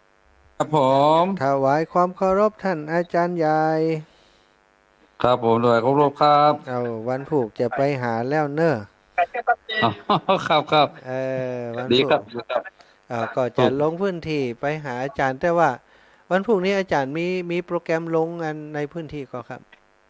ครับพรุ่งนี้ผมจะไปที่แรกผมจะไปวันนี้ฝนตกหนักรถจะขึ้นมาได้วันนี้ก็เลยมันผูกเลยจะรถโฟวิวขึ้นไปนะครับโอ้เล่นโฟวิวเลยกะแล้วผมออกตี 4นี่จะถึงปุ่นประมาณกี่โมงอาจารย์ผมประมาณอาจารย์พระคุณท่านอยู่ลำปางนี่เนาะอยู่ในตัวเมืองเลยครับผมจะออกไปตั้งเงานี่อาจารย์ดีกว่าครับดีครับตั้งดีออกตั้งเงาถึงเพศกับมากินข้าวง่ายที่วัดผมเลยครับได้เลยเนาะแสดงว่าได้ไปตัวอาจารย์อยู่จากผมจากเงานี่ผมเข้าตั้ง2เนาะครับเข้าตั้ง2ครับ2กลับมาเลยครับแล้วก็เลี้ยวไปเลยเนาะครับใกล้คำเดียวครับอันก็โอเคอันจะได้ขึ้นไปโดยดูพื้นที่ตัวอาจารย์ได้ของไป2 ลำครับอาจารย์ครับได้ครับผมนี่ก็หลายอยู่ครับ2 ลำแต่ว่าถ้าขึ้นปุ่นได้นี่ก็ผมมันจะโฟวิวต้องฝากอาจารย์พระครูก่อยเอาขึ้นไปที่หลังเนาะครับผมตอนนี้ศรัทธาญาติโยมในพื้นที่เปิ้นก็บ่ฮู้ว่าความเดือดร้อนทางเมืองน่านขี่คายไปอย่างใดพ่องแล้วหรือว่าเพิ่มมาใหม่มีแหมนักก่อนเดือนนี้ยังแม่อายยังฝังนักนายอาจารย์ครับผมว่าผมหันตั้งจึงหายกับน้ำกระท่วมนะครับเนาะครับอาจารย์จึงหายตั้งฝางตั้งอย่างนี้ครับตั้งนานเดี๋ยวนี้ขี่คายแล้วครับแล้วแต่ว่าตกข้างครับแต่ว่ามันยังอันคงข้างเก่าครับนานบางจุดบางแห่งครับผมทราบจากอาจารย์ข้างก่อนว่ามีปัญหาเรื่องนี่กับอาจารย์เรื่องไฟเนาะครับอย่างบ้านห้วยผ่านนี่เป็นบ้าน บ้านอันลวดเนี่ย เจ้าแม่ มันจะมีปัญหาเรื่องไฟวันนั้นเขาโทรศัพท์บอกว่าอันใครได้เตียนเนี่ยพระอาจารย์ เจ นี่ ริญพรแม่ ตื่นก็เข้าสารเนี่ยเป็นอย่างได้จะเอาไปเฮ้ยไม่นะโยมมันก็เอาอันก็เอาหม้อหายทลายปากกันเนาะส่งมาเฮ้ยก็เลยจะไปมอบเป็นตีเอาอีกนะครับ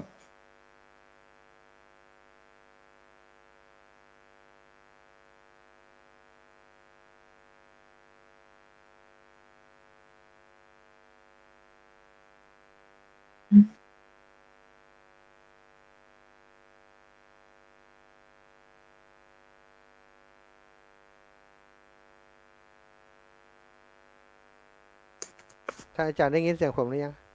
ได้แล้วเนาะ ได้ยินนะครับได้ยินครับ แต่กี้ผมเป็น ตำรับ พอดีอันอย่างก็อันโยมเปิดโทรเข้ามาแล้วปิดเสียงไว้ ปิดเสียงไว้ ครับ เวลาอูก็ลืมเปิด อันหลวงปู่เปิ่นก็ได้ฝากอันหลวงปู่พระครูปฏิภาณธรรมทินวัดหม่อนจอมพอเนาะเปิ่นฝากอัน ครับผม โซลาร์เซลล์มาครับอาจารย์ อ๋อครับ คง ครับ จะ ครับ อันคงจะใจได้น่าจะใจได้ดีถ้าอย่างใดถ้าไปพอแล้วถ้าเปิ่นมีความต้องการจากพื้นที่อาจจะแจ้งศรัทธาญาติโยมว่ามันชุดต่อใดแล้วไผจะช่วยเหลือกันได้พ่องอีเนาะอาจารย์เนาะ ครับผม ตั้ง ครับ ตั้ง ครับ โรงเรียนตั้งอย่างก็ประสบปัญหาอยู่กับตั้งบนดอยครับอาจารย์ ครับเปิดโรงเรียนนี่ก็จะมีโรงเรียนบ้านปอนเนี่ยเสียหายหนักครับ ตอนนี้หันว่าไปใจอันในวิหารในศาลาเนี่ย เป็นห้องเรียน โอ้ครับผมว่าจะพูดว่าจะไปเยี่ยมเหมือนกันนี่ ครับผมเนาะหลวดไปพอเปิ้นเนาะ ครับผมครับ มันไอเครื่องทำไฟก็เครื่องปั่นไฟอย่างนี้เปิ้นไฟนี่เปิ้นใจตอนนี้คืออย่างโรงเรียนนี่มันเปิ้นจะต้องมีการสำรองไฟเนาะได้ใจไฟอัน ครับ นี้ ครั เนาะ บตอนนี้โรงเรียนบ้านปอนถ้าจะไฟถ้าจะได้อยู่ครับ แต่ว่า อ๋อครับ ไอ้บ้านลัวบ้านอย่างเนี้ยเจ้าของกระโทรมาหาผมกันนะ ครับมันผูกจะได้ ผมจะว่าไปได้ฝนตกนี่นะ โอ้จะได้ไปหันกับตาเนาะจากเนาะพุ่งเนาะ ครับ ได้ไป แต่ก่อนผมก็ไปบ่อยทุกปุ่นนะครับ วันนี้บ่ได้ไปหาเขามาเหมือนละ นะ กับบ้านไอ้อย่างก็ในตุงจ้าง ตุงจ้าง ไก่ โอ้ครับ ครับ วันผูกนี่อันเป้าหมายท่านอาจารย์นี่จะไก่จากอันจากที่อาจารย์อยู่สักต่อใดดีครับใช้เวลาเดินทาง 7-80 กิโลนี่ครับ โอ้7-80 กิโลแต่มันขึ้นดอยเนาะ ครับ ถ้าจะสาหัสอยู่เหมือนกันเนาะ ครับ โอ้ แต่ก่อนเนี่ยผมลุยตลอดมานั่นนะครับ ครับโอ้ดี แต่เดี๋ยวนี้ก็ดีน้อยหนึงครับ ครับ ก็จะได้ขึ้นไปหารกับท่านอาจารย์วันผูกสงสัยจะได้หาคนจัดรายการแต้นนั่นนี่นะถ้าไป ถ้าไปถึงกับวัดอาจารย์นี่ตันกลับมาอยู่ แต่ว่าถ้าขึ้นไปแอวตัวเนี่ยทำได้ตันอาจารย์ ก็ครับ ครับผมก็อัน พระอาจารย์ ครับ ตอนนี้ อัน ครับ จะได้ประสบการณ์ ครับอยากจะไปหันอันกับตาเนาะอาจารย์เนาะแล้วก็จะได้ ครับ มาอู้เฮือศรัทธาญาติโยมเพิ่นฟังเพิ่นจะได้เข้าใจ แล้วก็พื้นที่อื่นตอนนี้ก็ช่วยกันเฝ้าระวังอยู่เหมือนกันอาจารย์ถ้าพื้นที่อื่นเนาะเปิ้นมีปัญหาเป็นหาที่ไหนนะอยากจะแจ้สื่อของเฮาตรงนี้อันอูจาอย่างต่างๆบอกข่าวให้กับทางญาติพี่น้องว่าพื้นที่นั้นน้ำท่วมเนิ่นนักเนิ่นขณะนี้ประสบปัญหาเรื่องนั้นเรื่องนี้ก็สามารถโทรมาได้ช่วงที่เฮาสนทนากันเนาะอาจารย์เนาะ ครับผมครับ ครับผมช่วงที่สนทนากันนี่ก็สามารถอู้จากันได้ ครับ เดี๋ยว ดีเลยครับ ครับในช่วงตอนนี้เนาะจะถามอาจารย์อีกครั้งหนึ่งความช่วยเหลือตีพี่น้องต่างเมืองน่านนี่ตีต้องการ1 2 3นี่มีอย่างพ้องครับอาจารย์ ผมว่าตอนนี้การส่วนมากครับเป็นอันหน้าฝนหน้าฟ้าหน้าฝนถ้ามีเรื่องของโซลาร์เซลล์อีกก็จะดีครับเนาะและก็สองเนี่ย ผมว่าเครื่องหม้อหายทะเลปลาของเจ้ในครัว เขาเก็บบัตตัน ครับอันนี้ก็จะมีส่วนหนึ่งนะครับเนอนแล้วก็เรื่องพวกข้าวสารนั่นอย่างนี้ ครับ อาหารเนาะอาจารย์เนาะอาหารแห้งมื้อ ครับ นี้ พวก เนาะ อาหารข้าวสารอาหารแห้งเพราะว่าอันน้ำมันบ่ท่วมซื่อๆมันไปท่วมเอาอันเข้าเปลือกเข้าอย่างเขาไหลไปด้วยนะครับเหมือนบางทีเนี่ย ครับผม บัตตันเก็บ ครับ มันมาหมึกน้ำมันมาหมึก5 ทุ่มนี่นะครับเนาะ ครับ วันวันวันซืนเนี่ยผมไปอันมันวานไปจัดเวทีที่อันตามผา ครับ เขาก็เล่าฟังนะเพราะว่าอันปกติก่อนนั่นแต่น้ำน้องน่ะเมื่อก่อนเขาจุดมาเฮาหนีตันห้องนี้นะเก็บเขาก็ตัน อันนี้มันมาหลังไม้ มันเข้ามาเลยอ่ะเนาะ ครับ อย่างหันตีท่วมโรงเรียนไหนวันนั้นอาจารย์โอ้มันมาละอ่อนหล่น วันนั้น ขึ้ เขาโรงเรียนป้อนครับโรงเรียนป้อน นั่นนะครับ โอ้ โรงเรียนบ้านป้อนแล้วก็โรงเรียนอันไอ้บ้านเนี่ยก็ อ่าวัดนี่เนี่ยตีตาวังผานี่เนี่ย ครับโอ้จะได้ไปหันเนาะอาจาร ดอน ย์ ตันโรงเรียนดอนตัน นะเดี๋ยวนี้ก็จะแย่อย่างได้เนาะทุกปีก็จะเจอแบบเนี้ยผมว่า เพราะมันมีอย่างป้องไว้อ่ะเนาะ เจอซ้ำๆซากๆกันเลยอัน ผมวันที่12 ถึง 14เนี่ย ที่วัดผมนี่จะอบรมหลักสูตรน้ำ ครับอาจารย์ครับ อบรมหลักสูตรน้ำก็ผู้นำท้องถิ่นประมาณสัก100 กว่าคนเนี่ย 3 วันก็แล้วเขาจะหาวิธีว่าเนี่ยจะบ่ให้น้ำท่วมซ้ำๆซากๆนะครับ อาจารย์เวลามีเวทีอย่างนี้นี่ อาจารย์สามารถมีสื่อที่สามารถถ่ายทอดได้ก็ อาจารย์ไล่สดหรือว่ามีทีมไล่สดอย่างนี้เนี่ยก็สถานการณ์ละครับอันเดี๋ยวผมตอนนี้ผมกำลังมีทีมสื่อมาโจยนี่ครับ เอาดี ผมจะได้ก็ออกอันอากาศตั้งสถานีพ่องอย่างพ่องถ้ามันมีกิจกรรมที่มันเป็นประโยชน์อาจารย์มันเป็นความรู้สากลที่คนเขาต้องสนใจแล้วนะในกรณีเกิดภัยเขาจะเตรียมตัวอย่างใดเนาะคณะเกิดแล้วจะเนี่ยอย่างใดอ่ะ วันนี้ก็อันมีเวทีของงูถอดบทเรียนของเจ้าบ้านที่เนี่ย ครับ หมดบ้านเข้าในสลายมาคุยกันเพื่อจะตัดเตรียมอย่างกันอีกกันเนาะ ครับ แต่วันที่12 ถึง 14นี่เป็นเวทีที่ทั้งอำเภอและอำเภอสันติสุขอำเภอแม่เจริม โอ้ เจริม2 ตำบลก็เดี๋ยวจะถอดบทเรียน ครับ ไปกับทำเป็นหลักสูตรเอาจะจัดการเรื่องน้ำเองครับเนาะ ครับดีถ้าอาจารย์มีทีมสื่อนี่ผมจะได้เอาออกเผยแพร่ด้วย ครับ เผยแพร่ข้อมูลให้คนต่างหลายเพิ่นได้รับรู้รับทราบอาจารย์เนาะในพื้นที่ของเมืองน่านเปิ่นสรุปบทเรียนเป็นอย่างอีเปิ่นเตรียมตัวอย่าง ครับ ไร ใช่ครับผมว่าเป็นเรื่องดีๆครับ ครับดีแล้วอาจารย์ตอนนี้สื่อของเฮาผมถือว่าเป็นสื่ออันสาธารณะที่มันเข้าถึงเจ้าบ้านได้ทุกกลุ่มอาจารย์โดยเฉพาะกลุ่มที่มีความเสี่ยงก็คือกลุ่มคนเฒ่าคนแก่ที่อยู่บ้านนะอาจารย์เดี๋ยวนี้บางทีอยู่คนเดียวนะคนเฒ่าอาจารย์แต่ละหมู่บ้านแต่ละที่ละแห่งเนี่ยมันมีคนหนุ่มอยู่ฉะนั้นในกรณีอย่างอีนี่ถ้าถอดบทเรียนมาผมว่าน่าจะเป็นประโยชน์กับเพิ่นเนาะ ใช่ครับใช่ ได้ฮู้ได้อูได้จ่ายอย่างกับเพิ่นตอนนี้อันของผมนี่ก็มีพี่น้องทางลำปางผมมีเวลาวันเดียวอาจารย์ อ๋อค มี รับ เวลาวันเดียววันก่อนไปที่อันเจียงไฮ้เวียงป่าเป้าไปอันร่วมงานสลักกพัดก็เรียนถวายหลวงปู่ว่าอันที่ผมจะไปเมืองน่านวันที่11นะปู่ไปดูสถานที่ไปว่าจะจ่วยอย่างเปิ้นได้พ่องอีเนาะแล้วก็พอดีวันก่อนนี่ผมมีเสื้อผ้ามีน้ำติดเหลือจากอันจะที่ไปเมืองเทิงเปิ้นมาหอมที่หลังก็มีจะเอาหมู่นั่นไปต้วยหลวงปู่ก็อันผังกับเด้อเนอะแล้วสลากแล้วผังกับแต่เดี๋ยวปู่จะเอาคว้าหมู่นี่ใส่ให้ไปต้วยเปิ้นก็เลยเอาคว้าที่อันศรัทธาเปิ้นมาตานเนาะตานนั้นกับวัดนั่นนะคือหมู่ปู่แก่วัดหมู่ญาติโยมเปิ้นเก็บใส่รถให้ได้ล้ำครับอาจารย์เป็นข้าวเป็นอย่างหมู่เนี่ยข้าวสารอาหารแห้งแล้วก็มีเตียนมีอย่างด้วยจากหลวงปู่อันพระครูปฏิพันธ์ธรรมทินม่อนจอมพอแต่วันนี้นี่ผมมันไปบิณฑบาตที่บ้านนั้นบ้านผาแมวเป็นนอกเจ้าบ้านเพิ่นก็ใส่บาตรก็ได้มาแหมล้ำอาจารย์ อ๋อครับ ได้มาแหมล้ำตึงเสื้อผ้าตึงน้ำดื่มเนาะจากนั้นก็ไปในพื้นที่ที่บ่ป้อไก่และศรัทธาญาติโยมนี่เปิ้นค่อนข้างจะมีความพร้อมไปบ้านแม่ปุ่มอันแถวอันหางชัดนะครับอาจารย์แม่ปุ่มหลวงแม่ปุ่มสุขสุขจากนั้นก็มาที่ของญาติโยมที่อันแถวก็ค้าบ้านจูดบ้านปงบ้านฟ่อนนะก็อันนี้ก็ได้น้ำได้เข้าของอย่างพอสมควรกันก็ได้ตอนบ่ายนี้ได้มาแหมล้ำมาเดี๋ยวนี้เช็คพอรถแล้วเอาขึ้นรถได้2ลำครับ อัดไป2 อ๋ ลำ อครับครับครับ ก่อนผูกก็จะออกเดินทางแต่เจ้าเลยนะสุดท้ายก็ถวายปัจจัยมาส่วนหนึ่งผมก็จะปัจจัยไปมอบให้ท่านอาจารย์เพื่อจะได้ซื้อเข้าของเครื่องใช้อย่างที่จำเป็นที่เพิ่นต้องการเนาะอาจารย์เนาะ ครับผม ครับ ครับ ก็ ครับ จะได้เอาไปรวมเพิ่นนะดีใจที่ว่าอันพอได้เชื่อมกับครูบาอาจารย์ตั้งเมืองนานแล้วพอดีว่าเขาได้ใช้ประโยชน์จากสื่อตรงนี้ตัวเนาะอาจารย์เนาะ ครับผม แล้ว ค ก็ รับใช่ครับ ได้ประโยชน์จากการได้ใจสายสัมพันธ์ของปีของน้องพระนักเผยแผ่พระจิตอาสาอย่างหมู่เฮาเนี่ยได้มาร่วมกิจกรรมในการทำหน้าที่เผยแผ่ตรงงานขื่นสีขาวนี้ศรัทธาญาติโยมหลังจากที่ท่านอาจารย์ออกอากาศไป2 เทปเนาะ2 ชั่วโมง 2 ครั้งละที่ท่านอาจารย์ได้ออกกับผม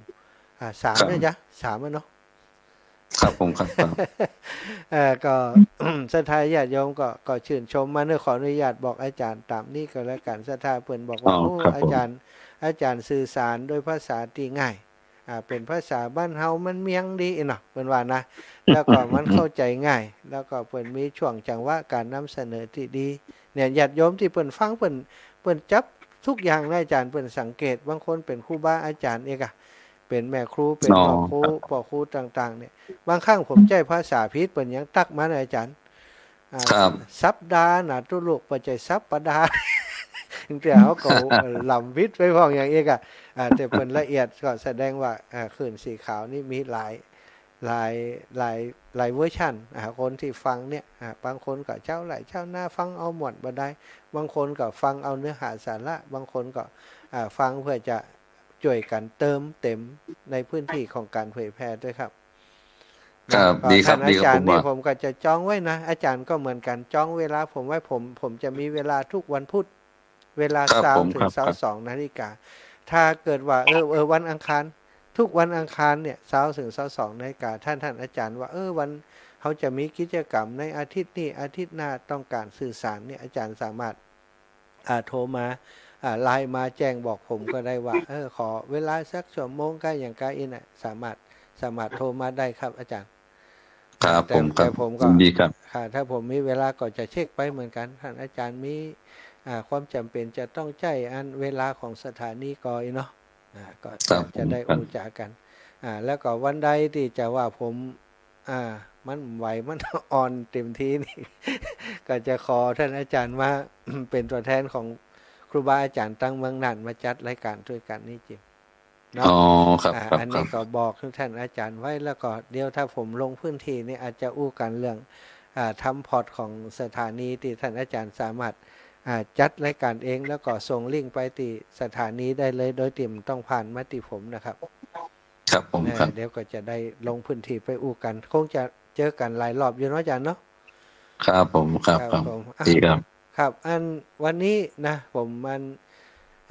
เวลาที่เหลือช่วงนี้ก็จะได้มอบให้ท่านอาจารย์เนาะเพื่อศรัทธาญาติโยมที่เปิ่นติดอกติดใจที่อู้กันครั้งก่อนแล้วยังแล้วใจเตื้อเปิ่นอยากจะฟังท่านอาจารย์ต่อแหมช่วงนี้เป็นเปตพีพอดีอาจารย์ท่านอาจารย์มีอย่างจะบอกกล่าวอู้จากับศรัทธาญาติโยมผมจะมอบเวลาตรงนี้ให้ท่านอาจารย์ไว้จนถึงจบเวลา22 นาฬิกาเลยเนอะอาจารย์เนอะ อ๋อ ครับผม ครับ ก่อนจะถึง22 นาฬิกาสัก3 นาทีอาจารย์ก็ลารายการได้ครับครับตอนนี้ผมขออนุญาตมอบเวลาให้ท่านอาจารย์เลยนะครับเนอะจะสื่อสารเรื่องอะไรยังก็เอาตามที่ท่านอาจารย์ได้ ได้มีความต้องการจะสื่อสารครับถวายความเคารพครับผม ครับผมต่อไปคุณรถครับ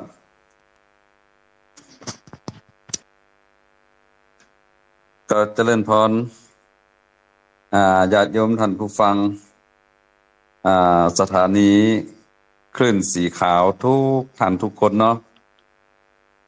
ต้องขอกราบขอบพระคุณท่านพระอาจารย์มหาสมชาติชาตปัญโยที่ได้มอบถวายเวลาได้ให้กับผมและอาตมาภาพได้มาอู้จาปราศัยก่อนที่เราจะได้รับได้นอนกัน จะได้อันเป็นขวัญและกำลังใจโดยการผ่านสื่อวิทยุคลื่นสีขาวนี่ช่วงนี้ก็ด้วยความ เป็นห่วงเป็นใยบรรดาญาติโยมสาธุชนทั้งหลายเนาะหน้านี่ก็เป็นหน้าฟ้าหน้าฝนคำว่าหน้าฟ้าหน้าฝนเนี่ยมันมักจะมากับอันพยาธิอาพาธทั้งหลายเนี่ยคนมักจะบ่ค่อยสบายกันโดยเฉพาะอีพ่ออีแม่ผู้สูงวัยทั้งหลายก็ให้ระมัดระวังเรื่องการอยู่การกินการปฏิบัติตัวปฏิบัติตนเนาะช่วงหน้าฟ้าหน้าฝนนี่มันจะได้อันบ่เจ็บบ่ป่วยบ่ไข้กันช่วงนี้ก็เป็นช่วงของการเก็บตกของภาวะ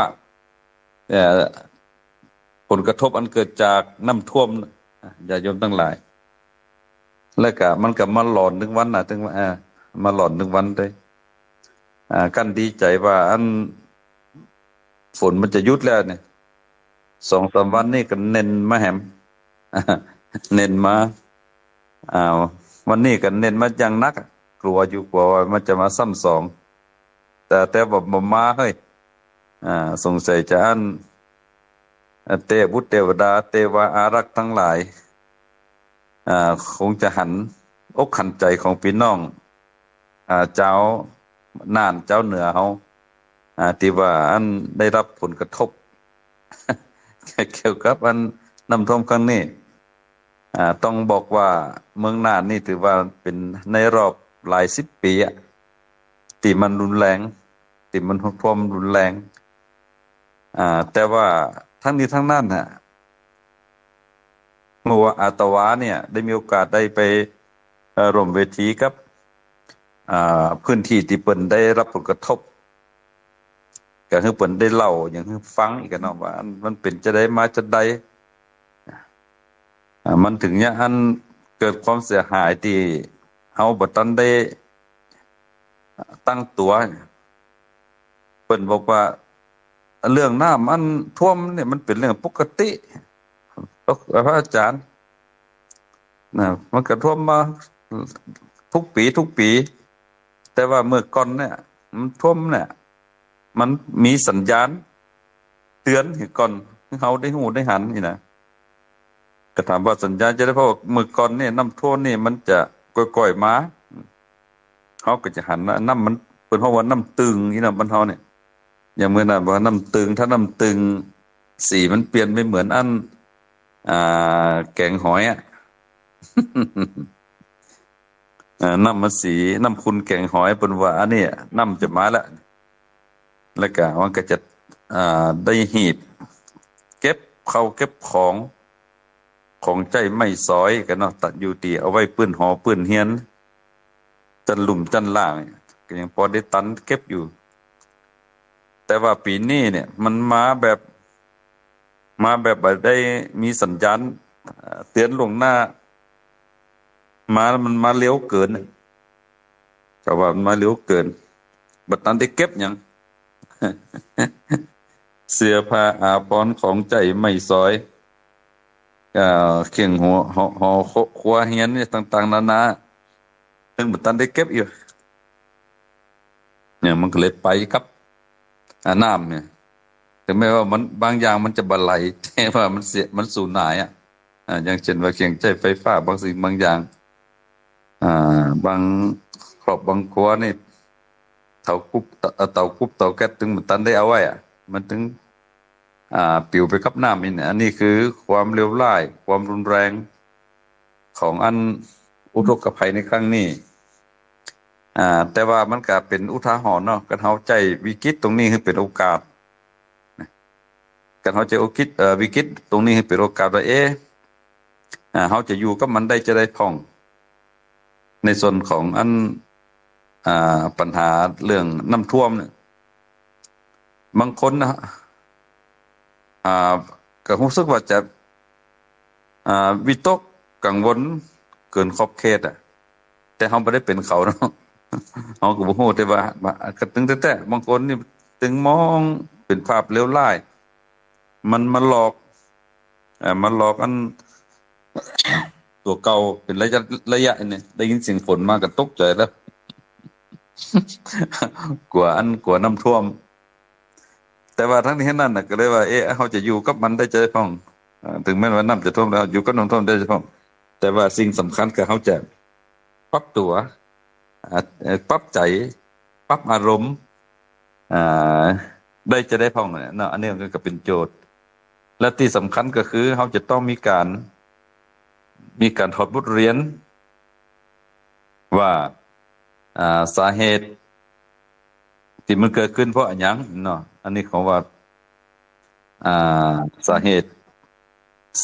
ในเขาหู้สาเหตุเนี่ยเขาก็จะหาแนวทางในการแก้ไขปัญหาในระยะอันใกล้นี่คนจะได้พ้องระยะอันยาวเนี่ยคนจะได้พ้องอันนี้ก็เลยพยายามที่จะจนคุยกันในวัดปงคำของเขาเนี่ยปงคำอำเภอสันติสุขเนี่ยวันที่12 ถึง 14เนี่ยเขาก็จะมีเวทีเขาเรียกว่าเวทีเกี่ยวกับการจัดการน้ำแบบมีระบบก็อู้กันง่ายๆก็คือเขาจะมาค้นหาสาเหตุของปัญหามันเป็นตัวตุกเนาะอันที่ถ้าอู้หรือว่าภาษาธรรมว่าทุกแล้วก็มันสาเหตุนี่มันเป็นผลกระทบเนี่ยมันคืออะไรอย่างเหตุที่มันเนี่ยให้เกิดความทุกข์เกิดปัญหาเนี่ยเหตุมันเกิดมาจากจะใดส่วนไหนแล้วก็อันไม่เป็นอีแล้วอนาคตวันข้างหน้าเนี่ยเขาจะหาแนวทางในการป้องกันจะได้พ้อง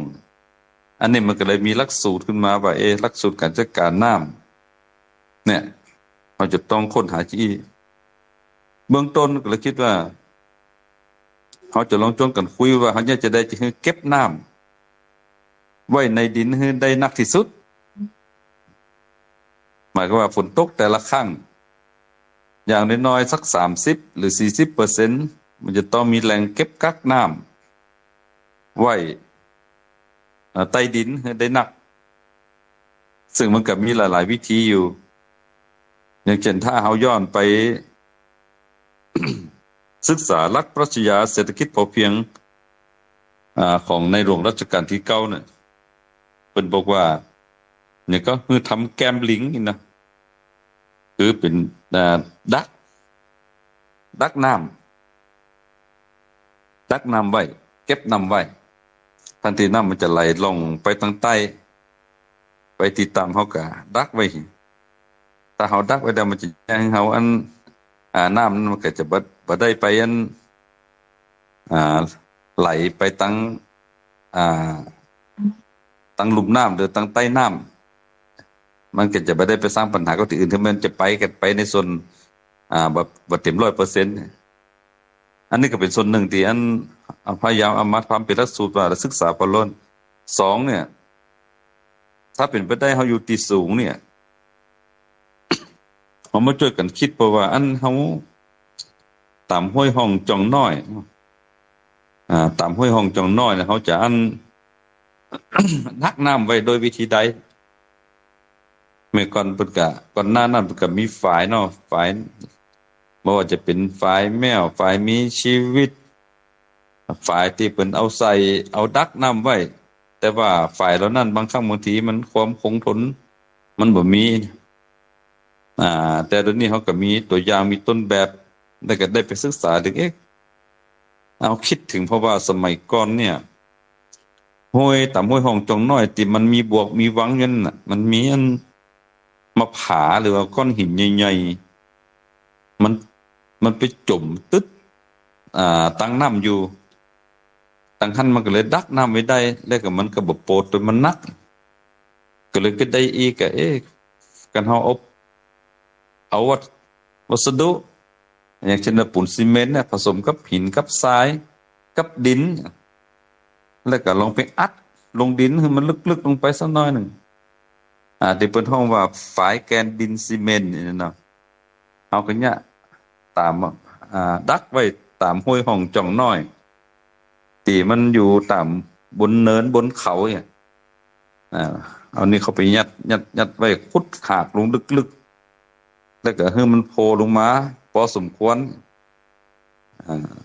โผล่มาสักเม็ดก็หรือว่าสัก50 เซนหรือว่าเม็ด50อย่างนี้แล้วก็ลองตบลงแต่งขอบหิมสักหน่อยหนึ่งเนี่ยเป็นช่วงๆไปถ้าฝนตกมามันก็จะดักนำไว้อย่างน้อยๆสัก30%ก็ยังดีเนาะมันบ่ทะลักไปถ้าหลายห้วยหลายห้อง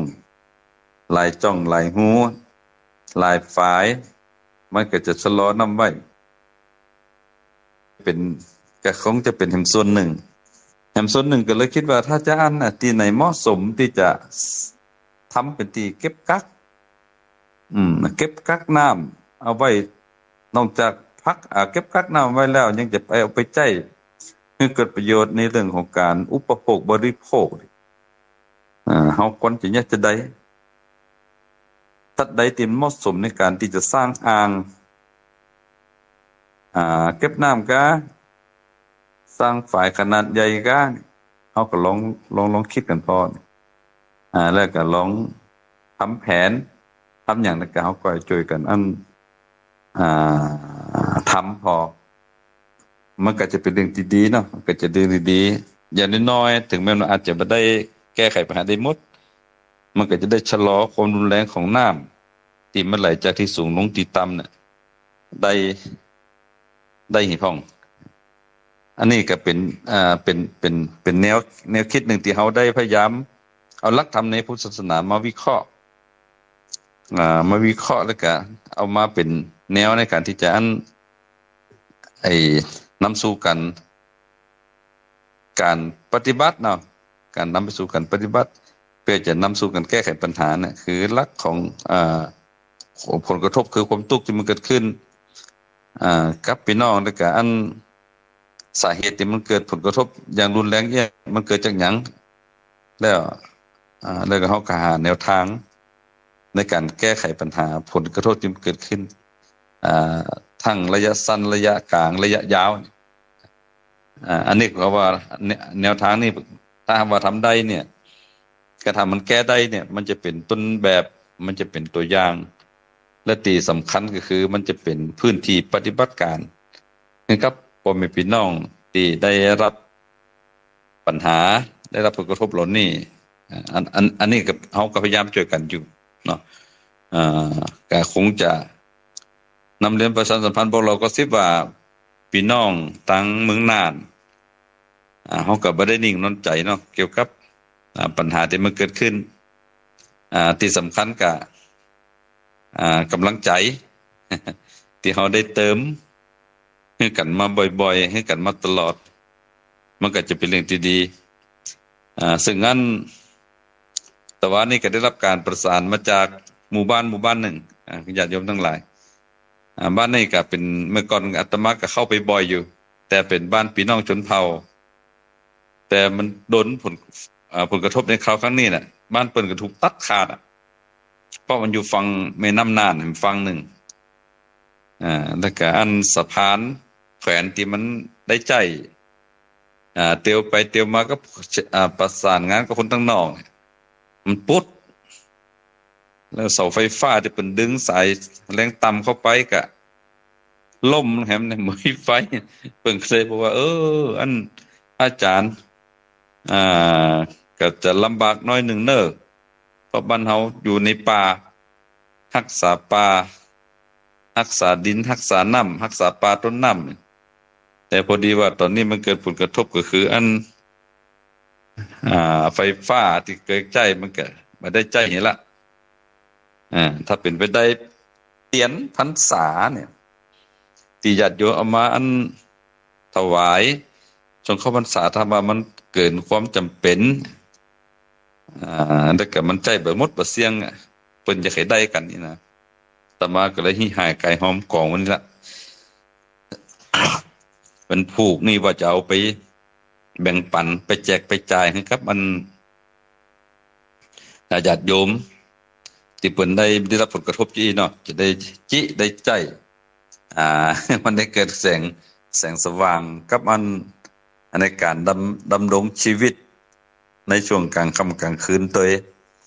โดยเฉพาะญาติโยมที่อยู่ในรอบนอกเนี่ยอยู่กับป่ากับเขาเนี่ยถนนหนทางมันบ่ค่อยสะดวกนักเนี่ยถ้าว่ามันมืดมันค่ำมันก็สุ่มเสี่ยงในเรื่องของอันตรายอันจะเกิดขึ้นจากอุบัติเหตุอุบัติภัยเนี่ยก็เลยคิดว่าอย่างน้อยก็มันเกิดจะได้บรรเทาไปได้ระดับหนึ่งและก็แห่งประการหนึ่งก็นี่ก็เคียงข้าวสารอาหารแห้งทั้งหลายเนาะซึ่งบ่ใช่ว่าญาติโยมเพิ่นมีอยู่แล้วแต่ว่าเพิ่นเอาหนีบ่ทัน เพราะว่าสมัยก่อนบ้านเฮาเนี่ยถ้าเป็นสมัยโบราณ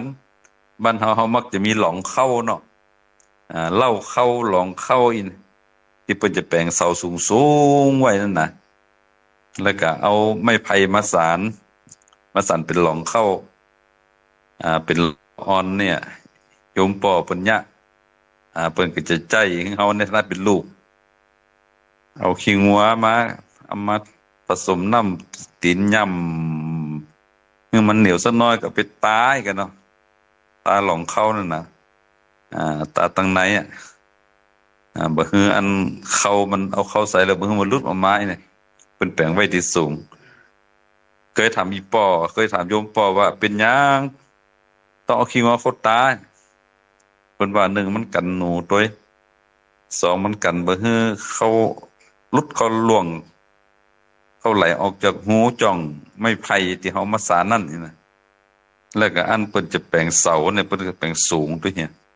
ต้องแปลงอันคันไดเป็นคันไดปีนป่ายขึ้นไปเฮาเป็นละอ่อนเฮาก็เป็นคนขี้สงสัยก็เลยถามเพิ่นว่าอันอีป้อจะได้ว่าแปลงอันสูงมันเอาขึ้นยากลงยากนี่เพิ่นว่าอันที่แปลงสูงนี่บ่ใช่หยังเกิดมาน้ำฝนตกน้ำหลากน้ำท่วมมามื้อค่ำมื้อคืนเฮานี่บ่ตันเนี่ยมันก็จะหลอดปื้นเราเข้าปื้นหลองเข้าเฮาไปเหียมันก็บ่ต้องปัดเราเข้าหลองเข้าเฮาหนีเข้าเฮาถึงแม้นว่าน้ำจะท่วมเฮายังมีเข้าไว้กินอยู่อันนี้คนมาเก่าเปิ้นอันเป็นองค์ความรู้ภูมิปัญญาของเปิ้นแต่ว่าอันสมัยนี้มันบ่ได้มีหลองเข้าละมันบ่ได้ใจละมันเอาใส่กระสอบเนี่ยแล้วก็เอาก่อกันไว้ปืนบ้านอีกเนาะปืนบ้านมันบ่ได้ไว้ที่สูงโลเวลาอันเพราะเดี๋ยวนี้มันครอบครัวมันขยายเนาะสมัยเฮาเมื่อสัก50ปีที่แล้ว40ปีที่แล้วนี่มันยังพอมีตีมีตาแต่เดี๋ยวนี้มันบ้านมันถูกขยายขึ้นมามันถี่ขึ้นมาก็เลยตีหมู่นั้นก็ถูกถมถูกปรับไปเป็นบ้านเป็นจองอย่างเงี้ยก็บ่มีที่เก็บเพิ่นก็เลยเอาใส่ใต้เก็บไว้แต่เวลาน้ำนองมาเนี่ยน้ำหลากมาเอาหนีบ่ตัน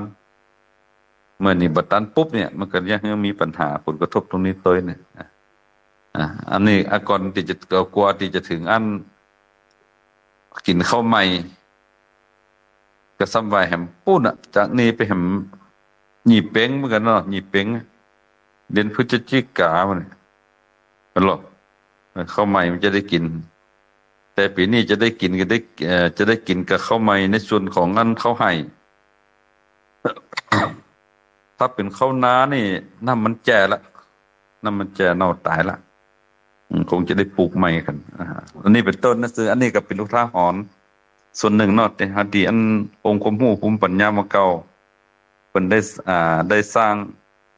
สาไปให้เป็นต้นแบบเป็นตัวอย่างแต่ว่าเมื่อมาถึงยุคปัจจุบัน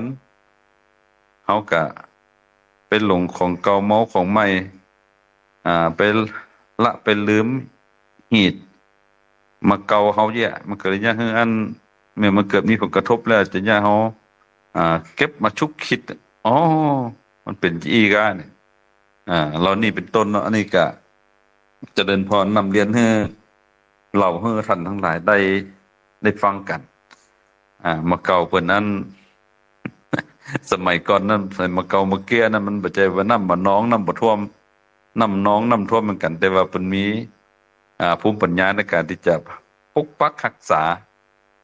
ทรัพย์สมบัติของเปิ้นนี่เนาะบ่ว่าจะเป็นข้าวเปลือกข้าวสารสัตว์สิ่งหิงสาเหล่านี้เป็นต้น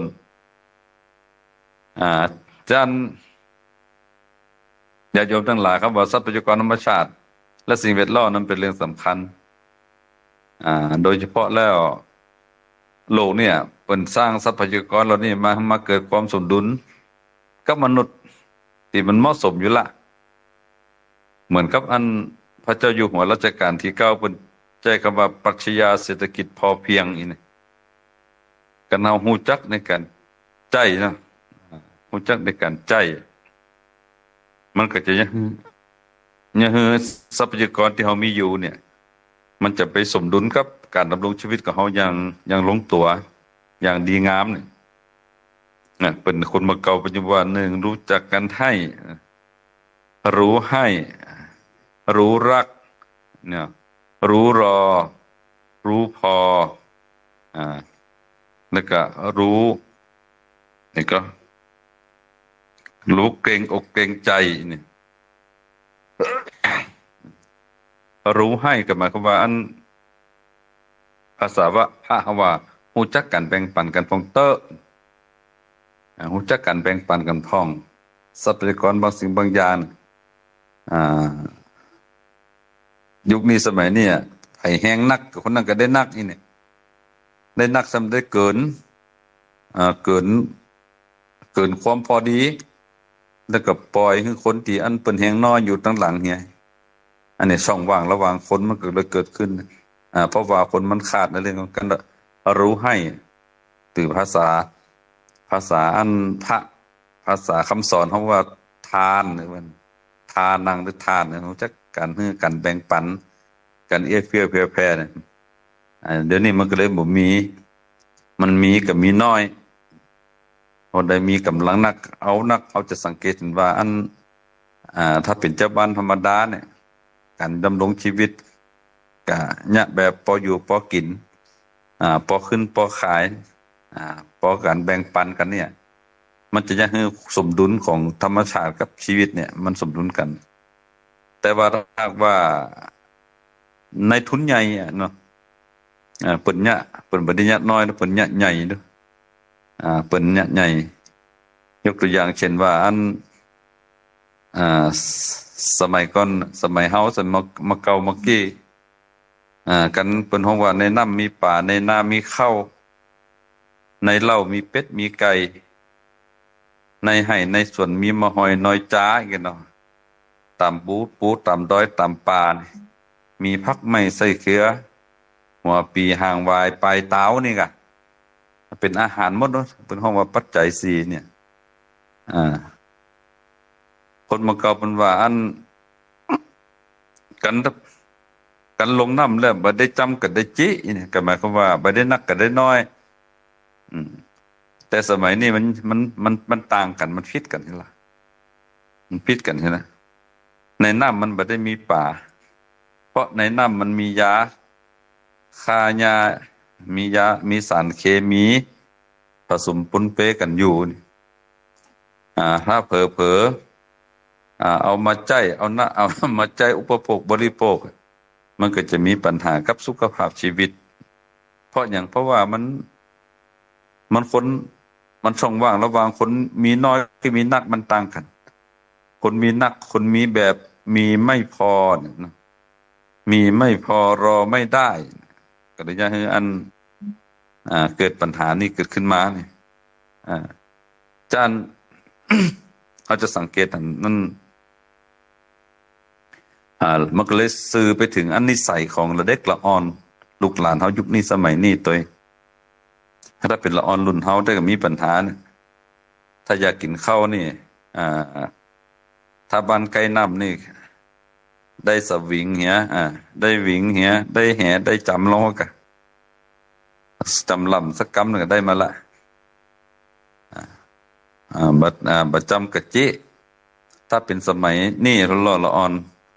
กันเอาแบ่งสาวแบ่งร้อยใส่มือให้มันเนี่ยมันก็ถึงจะตายแต่หอมหู้จะยะหยังหรอกเพราะว่ามันถูกฝึกมาตั้งแต่น้อยเนี่ยฝึกจะได้ตั้งแต่น้อยมันได้กินนมแม่หรอกมันกินนมมันผงกินนมงัวนมควายพุ่นแล้วก็ความสัมพันธ์สำนึกระหว่างลูกกับพ่อกับแม่มันก็เลยห่างกันเมื่อห่างกันปุ๊บเนี่ยความเกรงใจกันมันจะเกิดขึ้นความเกรงกลัวมันก็จะเกิดขึ้นเนี่ยของมันไปทำลายจารีตหีดห้อยองค์ความรู้ภูมิปัญญาวิถีวัฒนธรรมเฮาที่เฮาบ่รู้สึกตัวนี่นะสมัยนี้ร้องมันก็มันแล้วมันหิวกันมีแบ่งสาวหรือแบ่งร้อยอยู่มือน่ะมันถึงเดือดขนาดนักถ้ามีแล้วมันมีแหล่งของมันด้วยแหล่งอาหารใหม่อย่างน้อยๆก็ในซุปเปอร์มาร์เก็ตเนาะมันจะเข้าไปละ จะกินอันยังก็เรียกเอาตามใจชอบเพราะว่าคนยุคนี้สมัยนี้นะอีพ่อแม่เฮยเขาต้องทำใจเขาบ่ต้องไปหวังอย่างกับเขานักบ่ต้องไปสร้างความขัดหวังที่เขานักทำเท่าที่เขาจะทำที่เขาจะทำได้เท่าที่เขาจะได้สั่งเท่าที่เขาจะสั่งได้สอนเขาก็เท่าที่เขาจะสอนได้บดีไปคิดอย่างเกินมากกว่านั้นมันจะกลับเป็นภัยมาสะท้อนย้อนกลับมาหาเฮามันก็ซื่อเขาจะตันเขามีตอนสมัยนี้นะบ่ตันเขาด้านเขาจะต้องพกยาทำใจ เนี่ยพองในการดำเนินชีวิตว่าเจ้าเจ้าก็ร้องพอกันนั่นน่ะมันเพราะว่าพฤติกรรมมันถูกสุกสมถูกบ่มถูกเพาะมาตั้งแต่อาหารการกินเนี่ยเนาะสมัยเฮาก่อนนั้นพุ่นสมัยเฮาก่อนนั้นกันอายุบัดได้ขวบกึ่งหรือ2ขวบนี่บ่ใจปิดนมเนาะเกนมอีแม่แล้วก็มันเป็นอาหารที่วิเศษโดยนมอีแม่แล้วก็มันก็เกิดความสัมพันธ์ความผูกพันและความฮักความอกเกรงใจมันก็เลยเกิดขึ้นความเคารพนับถือมันก็เกิดขึ้นระหว่างคนนี่หมายความวิถีคนสมัยก่อนแต่คนสมัยนี้เนี่ยสกองขอดลูกมาบ่กี่วันเอาฮื้อมีหลวงเรียกเรื่องฮะอยู่กับย่านี่เด้ออยู่กับยายนี่เด้ออีเมจะไปทำงานกันว่าต่างจังหวัดกับต่างประเทศนี่จะได้ป้าได้คุยกันก็เอาโทรศัพท์มาอีอ้อกันพอเห็นแล้วหารู้ไหมว่าคลื่นกระแสของโทรศัพท์เนี่ยมันไปกระทบกับสมองเราที่ละอ่อนขนาดนั้นน่ะมันจะเกิดอย่างขึ้นเฮาสมัยนี้บ่ได้คิดเฮาคิดอย่างที่ว่าอันนั้นลูกให้ดูกับลูกให้หันหน้าลูกก็เลยเอาโทรศัพท์ไปตั้มหูไปท่านใหญ่มามันก็เลยยังอันมีผลกระทบกับคลื่นโทรศัพท์ไปกระทบกับคลื่นสมองของเด็กละอ่อนนั่นเนาะมันคือละอ่อนสมัยนี้มันอันเป็นละอ่อนขี้เกียจง่ายสมาธิสั้นเกียจง่ายสมาธิสั้นและที่สำคัญเนี่ยคือเป็นคนควบคุมอารมณ์ของตัวเองบ่ได้เพราะว่ามันผ่านการเพาะการบ่มการรอการเลี้ยงแบบที่มันบ่ใจฐานองค์ความรู้ในภูมิปัญญาไงละอ่อนยุคนี้มันก็เลย1เนี่ยติดสุข2เนี่ยชอบสะดวก3เนี่ยมักง่าย4เนี่ยมักจะสร้างปัญหาและสร้างความชิบหายให้เกิดขึ้นวันนี้อาตมาไปอบรมเลยไปบรรยายให้กับละอ่อนโรงเรียนหนึ่งละอ่อนเข้าค่ายมีนักเรียนเข้าค่ายอยู่ประมาณสัก90กว่าคนนี่ถึงหญิงถึงชายเนาะกับคำถามหนึ่งก็ถามละอ่อนไว้นักเรียนกันเนาะพวกเธอทั้งหลายไหนบ้านใครมีพัดลมบ้างยกมือหน่อยละอ่อนยกมือมุดกว่าคน90กว่าคนใครเปิดพัดลมเป็นบ้างมันก็ยกมุดมือหมดเลยใครปิดพัดลมเป็นบ้างมันก็ยกมือว่าเป็นเธอเอาอะไรปิดมันว่าจะได้ เอาหัวไม่ตีนปิดหน่อย เอาหัวไม่เท้าเอาหัวไม่ตีนปิดพัดลม